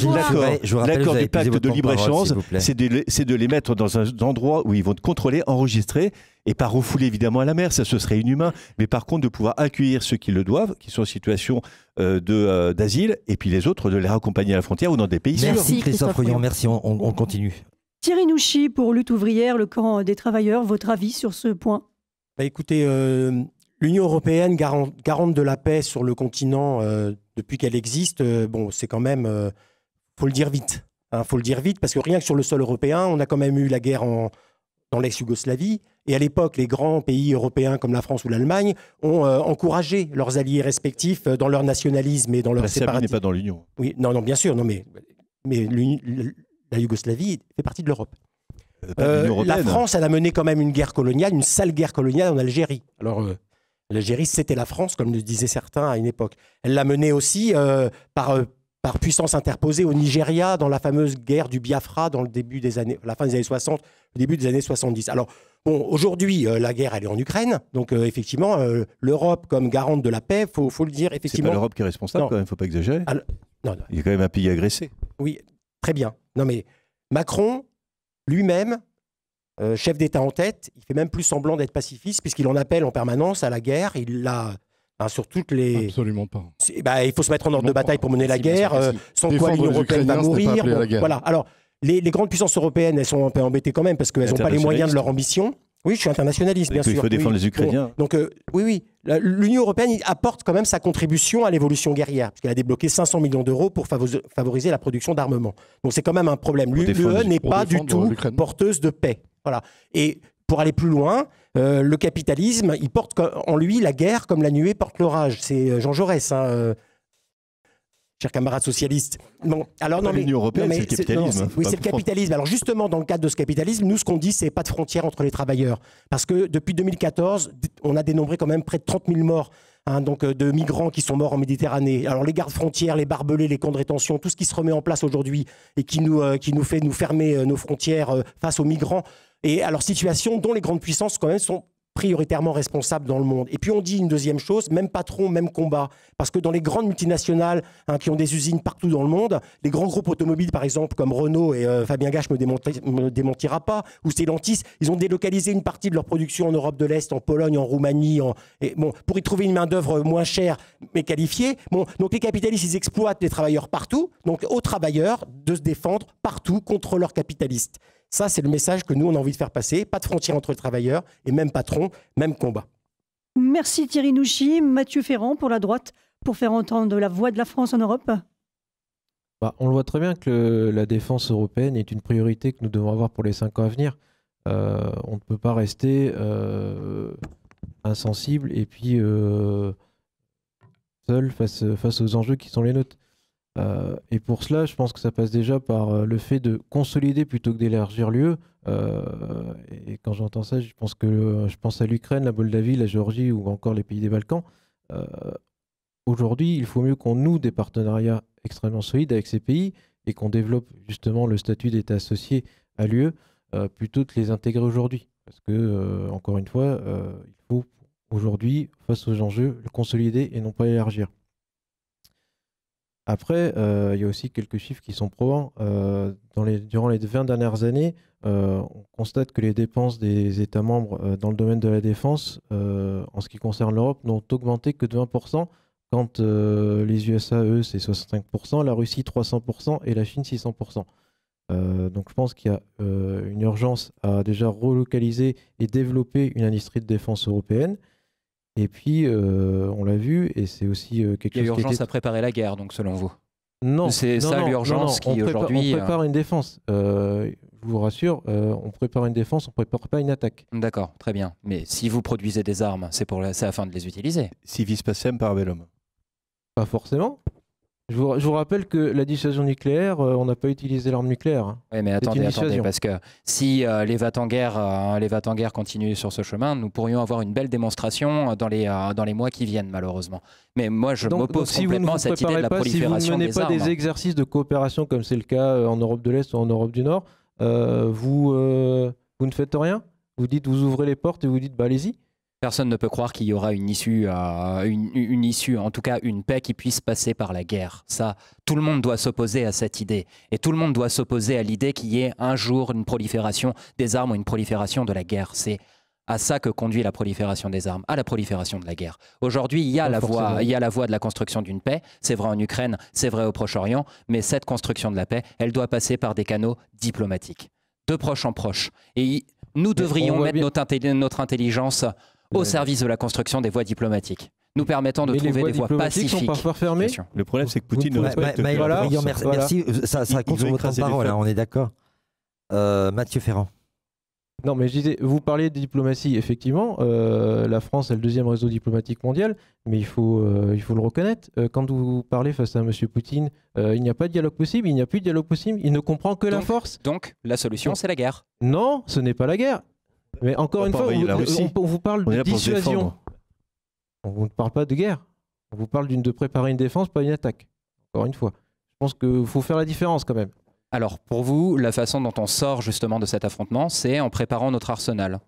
Mais je ne comprends pas en fait la logique. Vous êtes en train de me dire que c'est la prolifération d'armes qui va permettre de... Non, pas du tout. Mais on dépend dans la construction d'un rapport de américain. Et il faut dépendre de notre propre défense.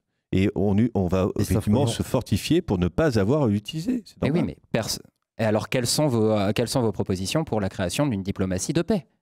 J'ai trop parlé. Ah oui, Christophe Rion, vous avez épuisé votre temps de parole, j'allais vous le rappeler. On le voit bien aujourd'hui, en Europe, on peut s'entendre sur certains sujets, mais il faut malheureusement, sur la voie diplomatique, on a encore beaucoup de mal à parler d'une seule et même voix, parce que nous avons des enjeux divergents. Et je pense qu'il y a aussi une question à se poser pour cette élection, c'est aussi la relation du couple franco-allemand. Parce qu'aujourd'hui, force est de constater qu'avec les Allemands, on ne partage quasiment plus grand-chose, et notamment sur le point de vue énergétique, où ce pays est largement dépendant de puissances étrangères. Comparé à nous, nous sommes sur le coin indépendant. Merci Mathieu Ferrand. Cyril On rappelle que vous représentez la droite pour faire entendre la voix de la France en Europe. Cyril Boisise, besoin d'Europe, votre vision sur ce point? Alors tout d'abord, il faut revenir à l'agression violente de la Russie contre l'Ukraine. Je pense qu'on est tous d'accord là-dessus. Et alors on ne partage peut-être pas encore une fois la même analyse et les mêmes solutions, mais le point de base est celui-ci. Ça nous a fait réaliser, je pense, et au niveau de tous, qu'on a besoin d'une défense européenne commune. Je dis bien une défense, parce que face à des gens comme Poutine, malheureusement, la diplomatie que nous avons tentée au début ne fonctionne pas. Et lorsqu'on a un peuple attaqué, en Europe, à nos portes, on se doit de le soutenir avec la plus grande force. Et je pense que là-dessus, il ne devrait pas y avoir de débat. Il n'y en a probablement pas. Donc, nous pensons qu'il faut augmenter la défense européenne, augmenter les budgets au niveau européen, comme nous l'avons commencé à le faire pour réarmer l'Europe ces dernières années. Donc, continuer sur cette voie-là, augmenter la part de PIB pour que tous les pays européens consacrent 3% de leur PIB à cette défense européenne, encore une fois. Voilà, c'est, nous pensons, essentiel.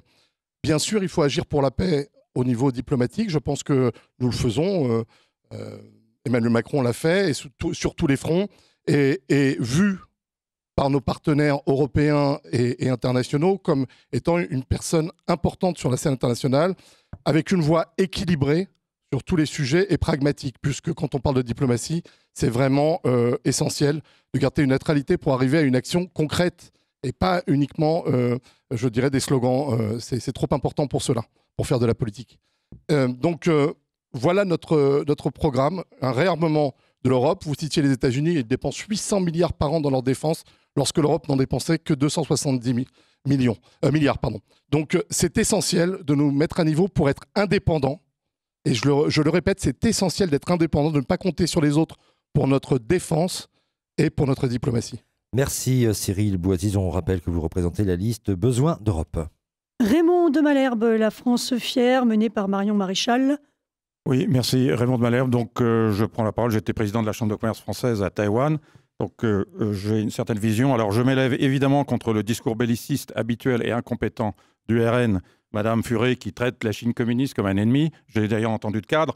La Chine a été reconnue par le général de Gaulle en 1964. La Chine a fait sortir la population chinoise de la misère. Et la Chine, ce n'est pas uniquement Pékin, c'est Taïwan, c'est Macao, c'est Hong Kong et Singapour. Cultivez-vous un peu plus au RN.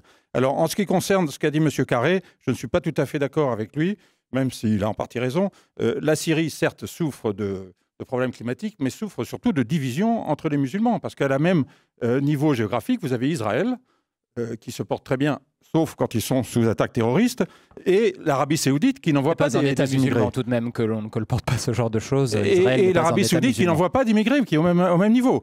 De même pour l'Afrique. Vous avez des pays tropicaux, dans lesquels j'ai vécu d'ailleurs, en Asie, que ce soit la Malaisie, Singapour, Monsieur de Malherbe, on parle de l'Europe, terre d'accueil. Revenons. Oui, bon. Alors sur l'Europe, pour il y a 3 zones de conflit aujourd'hui. L'Ukraine, la Russie. L'Ukraine et la Russie, c'est évident qu'il faut donner les moyens à l'Ukraine d'arriver à la paix. Et ce n'est pas en la laissant se faire écraser qu'elle va pouvoir négocier la paix.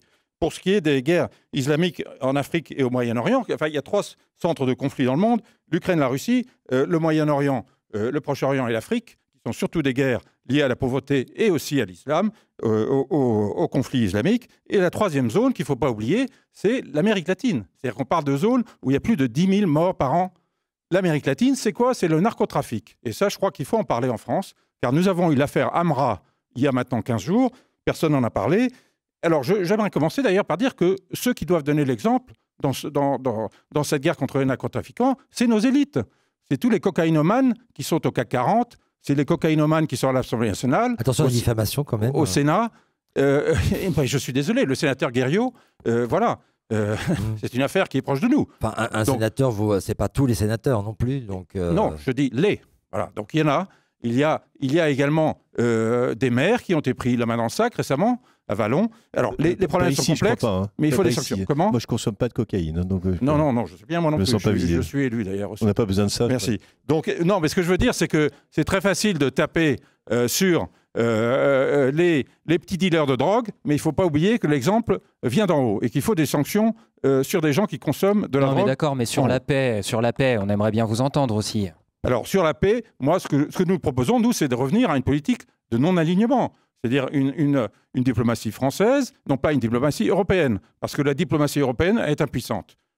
Comme vous savez, j'ai vécu en Chine, à Taïwan. Les Chinois, ils ne savent pas à qui parler. Et ils se frottent les mains. Donc, ils préfèrent parler à la France, à l'Espagne, à l'Angleterre, qu'à parler à un Volapük intégré, comme le disait le général de Gaulle, et qui en général, a du mal à réagir, parce qu'il leur faut beaucoup de temps pour réagir. Donc, nous sommes pour une politique... Merci, Raymond Dallaire. Vous êtes pour la création d'un corps diplomatique européen, du coup? Non. Nous sommes pour un corps diplomatique français fort, revenir. Malheureusement, il a été en partie détruit par le président Macron. Alors, on va poursuivre avec Maëlle Briand. Vous êtes déjà beaucoup exprimé sur ce sujet. Vous pouvez compléter. Vous avez peu de temps, Maëlle Briand. Une minute. Très bien. On doit tout mettre en œuvre pour réussir à construire les canaux diplomatiques permettant de vivre en paix. C'est un enjeu absolument fondamental. Aujourd'hui, personne ne peut croire que l'accueil de l'Ukraine en Europe puisse être une condition à la construction de la paix. Ce n'est pas en étendant l'Europe vers l'Est que l'on va donner des garanties à Poutine pour pouvoir produire une désescalade. Donc nous nous opposons effectivement à l'entrée de l'Ukraine au sein de l'Union européenne pour des raisons qui sont avant tout sociales, mais parce que notre boussole, c'est la sécurité des Ukrainiens. Et la sécurité des Ukrainiens aujourd'hui passe... La sécurité des populations ukrainiennes passe par le fait qu'elles n'intègrent pas l'Europe, parce que sinon la réaction sera bien plus disproportionnée. Ah ben, je vous vois dire non, mais... Notre conception des choses. Hein. Ah mais oui, tout à fait. On va le faire sur et par ailleurs, je pense que... violée, hein.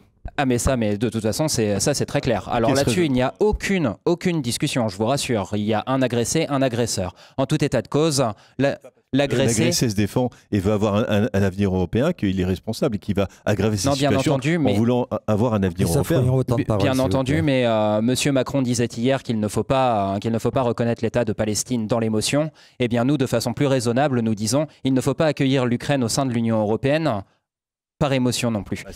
Il faut, bien sûr, mais il faut que la voie puisse se construire en tout état de cause. Ceux qui défendent cette ligne-là aujourd'hui sont doublement cyniques parce que ça ne protège pas les populations d'une réaction qui sera absolument démesurée de la part de Poutine. Maëlle Briand. Et ça ne permet pas de construire la sécurité des travailleurs français qui vont se retrouver dans cette Europe des directives des travailleurs détachés, vont se retrouver en concurrence avec des personnes qui touchent 300 € par mois. La réalité, elle est là. Donc protection des Ukrainiens, protection des populations françaises, travailleurs et travailleuses. Merci Maëlle Briand. On termine ce chapitre, l'Europe terre d'accueil, avec Fabien Gache, la gauche unie pour le monde du travail, soutenu par Fabien Roussel. Oui, d'abord, je pense qu'il faut rappeler, et l'histoire nous l'a montré, qu'il n'y a pas de paix sans justice sociale, sans coopération entre les peuples. Et ce sont deux notions qui se complètent et se renforcent mutuellement. D'ailleurs, on a un peu oublié les uns et les autres, enfin surtout les autres, notamment la déclaration de Philadelphie de 1944, qui faisait le bilan des causes de la Première et de la Deuxième Guerre mondiale. Alors moi, je fais aussi mienne les déclarations de l'OIT, Organisation internationale du travail, lorsqu'elle affirme que la justice sociale, c'est un facteur essentiel de réconciliation sociale, je cite, et la paix ne peut être établie sans justice sociale, et la justice sociale ne peut être établie sans la paix. Donc on ne peut pas dissocier la problématique de la paix, y compris de la négociation, sans d'abord aborder les causes des guerres. D'autre part, la guerre conduit à la guerre. Et ce sont toujours les mêmes qui en sont les victimes. Et les populations, qu'elles soient ukrainiennes, russes ou à travers le monde, les autres populations. Et ce ne sont jamais ceux qui en font la promotion. Comme par exemple les va-t-en-guerre que nous entendons. Alors c'est vrai, des macronistes aux sociaux-démocrates qui sont toujours fidèles à l'intérêt bien compris d'ailleurs du marché et des USA. Aussi, je pense que la première chose sur la question de la paix, c'est d'abord la justice sociale. Deuxième aspect, c'est sur la question de l'immigration. Est-ce que France, terre d'asile? Je pense que l'immigration, il faut quand même le souligner, c'est d'abord la cause des politiques néolibérales qui sont imposées aux pays du monde entier. Or, de faire de l'immigré l'ennemi qu'il faudrait repousser dans les autres territoires, c'est en fait une façon de masquer à la fois la responsabilité de ceux qui mènent les politiques néolibérales, mais c'est à la fois masquer les responsabilités des multinationales. Et on comprend alors les raisons pour lesquelles l'extrême droite, en règle générale, est largement promotionnée par le grand patronat, et d'ailleurs qui impose ses vues, puisque l'extrême droite, en règle générale, vote comme Macron, vote comme les multinationales l'entendent, c'est-à-dire contre le progrès social, contre l'augmentation des salaires ou contre l'indexation des salaires sur l'inflation. Donc je pense qu'il faut les traiter, ces questions-là, sous cette forme-là. Et c'est un peu dommage qu'on n'ait pas un temps suffisamment nécessaire pour pouvoir développer davantage. On est déjà à près de 2 heures de débat, donc voilà, on ne peut pas trop empiéter non plus. Merci Valérie Cassio de Contact FM. Nous approchons effectivement au terme de ces échanges. D'après le sondage de l'IFOP fiducial du 29 mai, c'était donc hier, le nombre d'électeurs prévoyant d'aller voter n'atteint même pas la moyenne avec 48,5%. Il s'agit donc maintenant de la dernière ligne droite pour encourager les abstentionnistes à aller aux urnes. Et comme nous arrivons au terme de la durée de temps de ce débat qui nous était imparti, en une phrase, je sais c'est difficile, mais en une phrase. Vous avez 15 secondes chacun. Pourquoi est-il important d'aller voter le dimanche 9 juin pour ces européennes 2024 ? On commence avec le tirage au sort qui vous a désigné, Cyril Boisis, pour la liste Besoin d'Europe. L'Europe est trop précieuse et trop importante pour ne pas y envoyer des gens compétents qui ont envie de travailler. Donc votre vote est essentiel pour cela. Allez voter, c'est la démocratie, choisissez vos candidats, mais allez voter. Merci Monsieur Boisis. Maël Briand, c'est à votre tour en une phrase, j'insiste, vous êtes candidat La France Insoumise, Union Populaire, conduite par Manon Aubry. Le 9 juin prochain, il faut se mobiliser pour nous donner la force de tout changer face aux macronistes et face aux conservateurs qui sont comme un duo dans cette élection. Il faut absolument porter une voix qui s'oppose fermement à la construction de l'austérité pour les populations, pour la défense des travailleurs et pour le camp de la paix. Merci Maël Briand. Raymond de Malherbe, vous représentez la liste La France fière menée par Marion Maréchal et soutenue par Éric Zemmour. Pourquoi est-il important d'aller voter le dimanche 9 juin pour ces européennes? En une phrase. Pour maintenir l'Europe libre, il faut voter la liste Marion Maréchal. Merci, c'était concis. À présent, Mathieu Ferrand, pour la droite, pour faire entendre la voix de la France en Europe, c'est à vous. Dans un peu plus d'une semaine et demie, vous n'aurez qu'un seul et unique tour pour reprendre votre destin en main et maîtriser notre destin pour renforcer la droite au sein du Parlement et faire entendre votre voix. Angéline Furet, vous êtes candidate en 28e position pour la liste La France revient avec Jordan Bardella et Marine Le Pen. La même question, pourquoi faut-il aller voter le dimanche 9 juin pour les européennes? Rapidement. Tous ceux qui, comme nous, au Rassemblement national, pensent qu'un autre avenir est possible, mobilisez-vous aux urnes.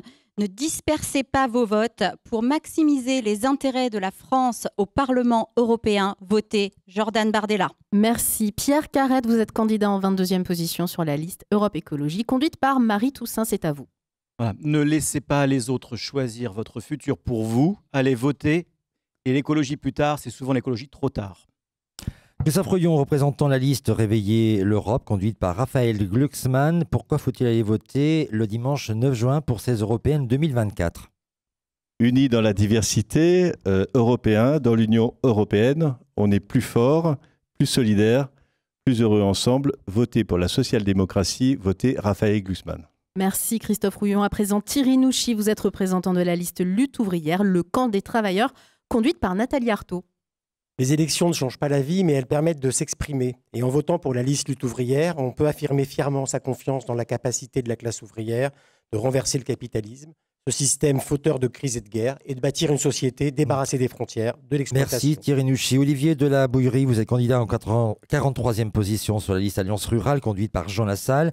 Pourquoi les abstentionnistes doivent-ils voter le dimanche 9 juin pour le 16 européenne? Quelles que soient vos convictions politiques, je pense que cette fois, il faut absolument voter si vous voulez continuer à vivre heureux à la campagne, à continuer à chasser, à pêcher, à vivre ce que vous aimez, monter à cheval. N'oubliez pas d'aller voter le 9 juin pour Alliance Rurale. Et enfin, on termine à nouveau, et c'est le hasard du tirage au sort par Fabien Gache, candidat en 7e position sur la liste La Gauche Unie pour le monde du travail, soutenue par Fabien Roussel. C'est à vous. Votez le 9 juin pour la gauche, pour la liste conduite par Léon de Fontaine, La Gauche Unie pour le monde du travail, c'est donner au monde du travail la capacité de reprendre la main sur les affaires qui l'intéressent.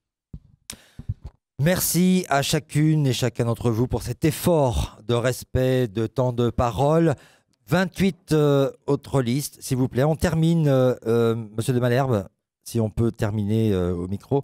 28 autres listes sont présentes à ce scrutin. Vous comprendrez que nous ne pouvons pas en faire l'énumération. Par contre, vous pouvez aller les consulter sur le site du ministère de l'Intérieur. Merci aux 10 listes représentées dans ce débat d'y avoir participé. Merci aux journalistes de l'avoir préparé à nos côtés. Merci à toutes les équipes des radios associatives sartoises et à LMTV Sarthe de nous avoir accompagnés pour la préparation de ce débat qui nous a pris beaucoup de temps, vous en doutez. Merci à Romain Alinan pour sa réalisation radiophonique et à Étienne Gauthier pour sa diffusion sur LMTV Sarthe. Un débat qui sera diffusé donc ce dimanche. Dimanche 2 juin à 18h35 en prime time, comme on dit sur la télévision, rediffusé toute la soirée sur le canal 33 de la TNT. Un immense merci à Jean-Yves Breteau de Radio Alpa pour la coordination de cet excellent débat. Et merci à Laure Girard d'avoir co-animé ce débat avec moi. C'était un vrai plaisir. Comme d'habitude, dans cette unité des médias locaux.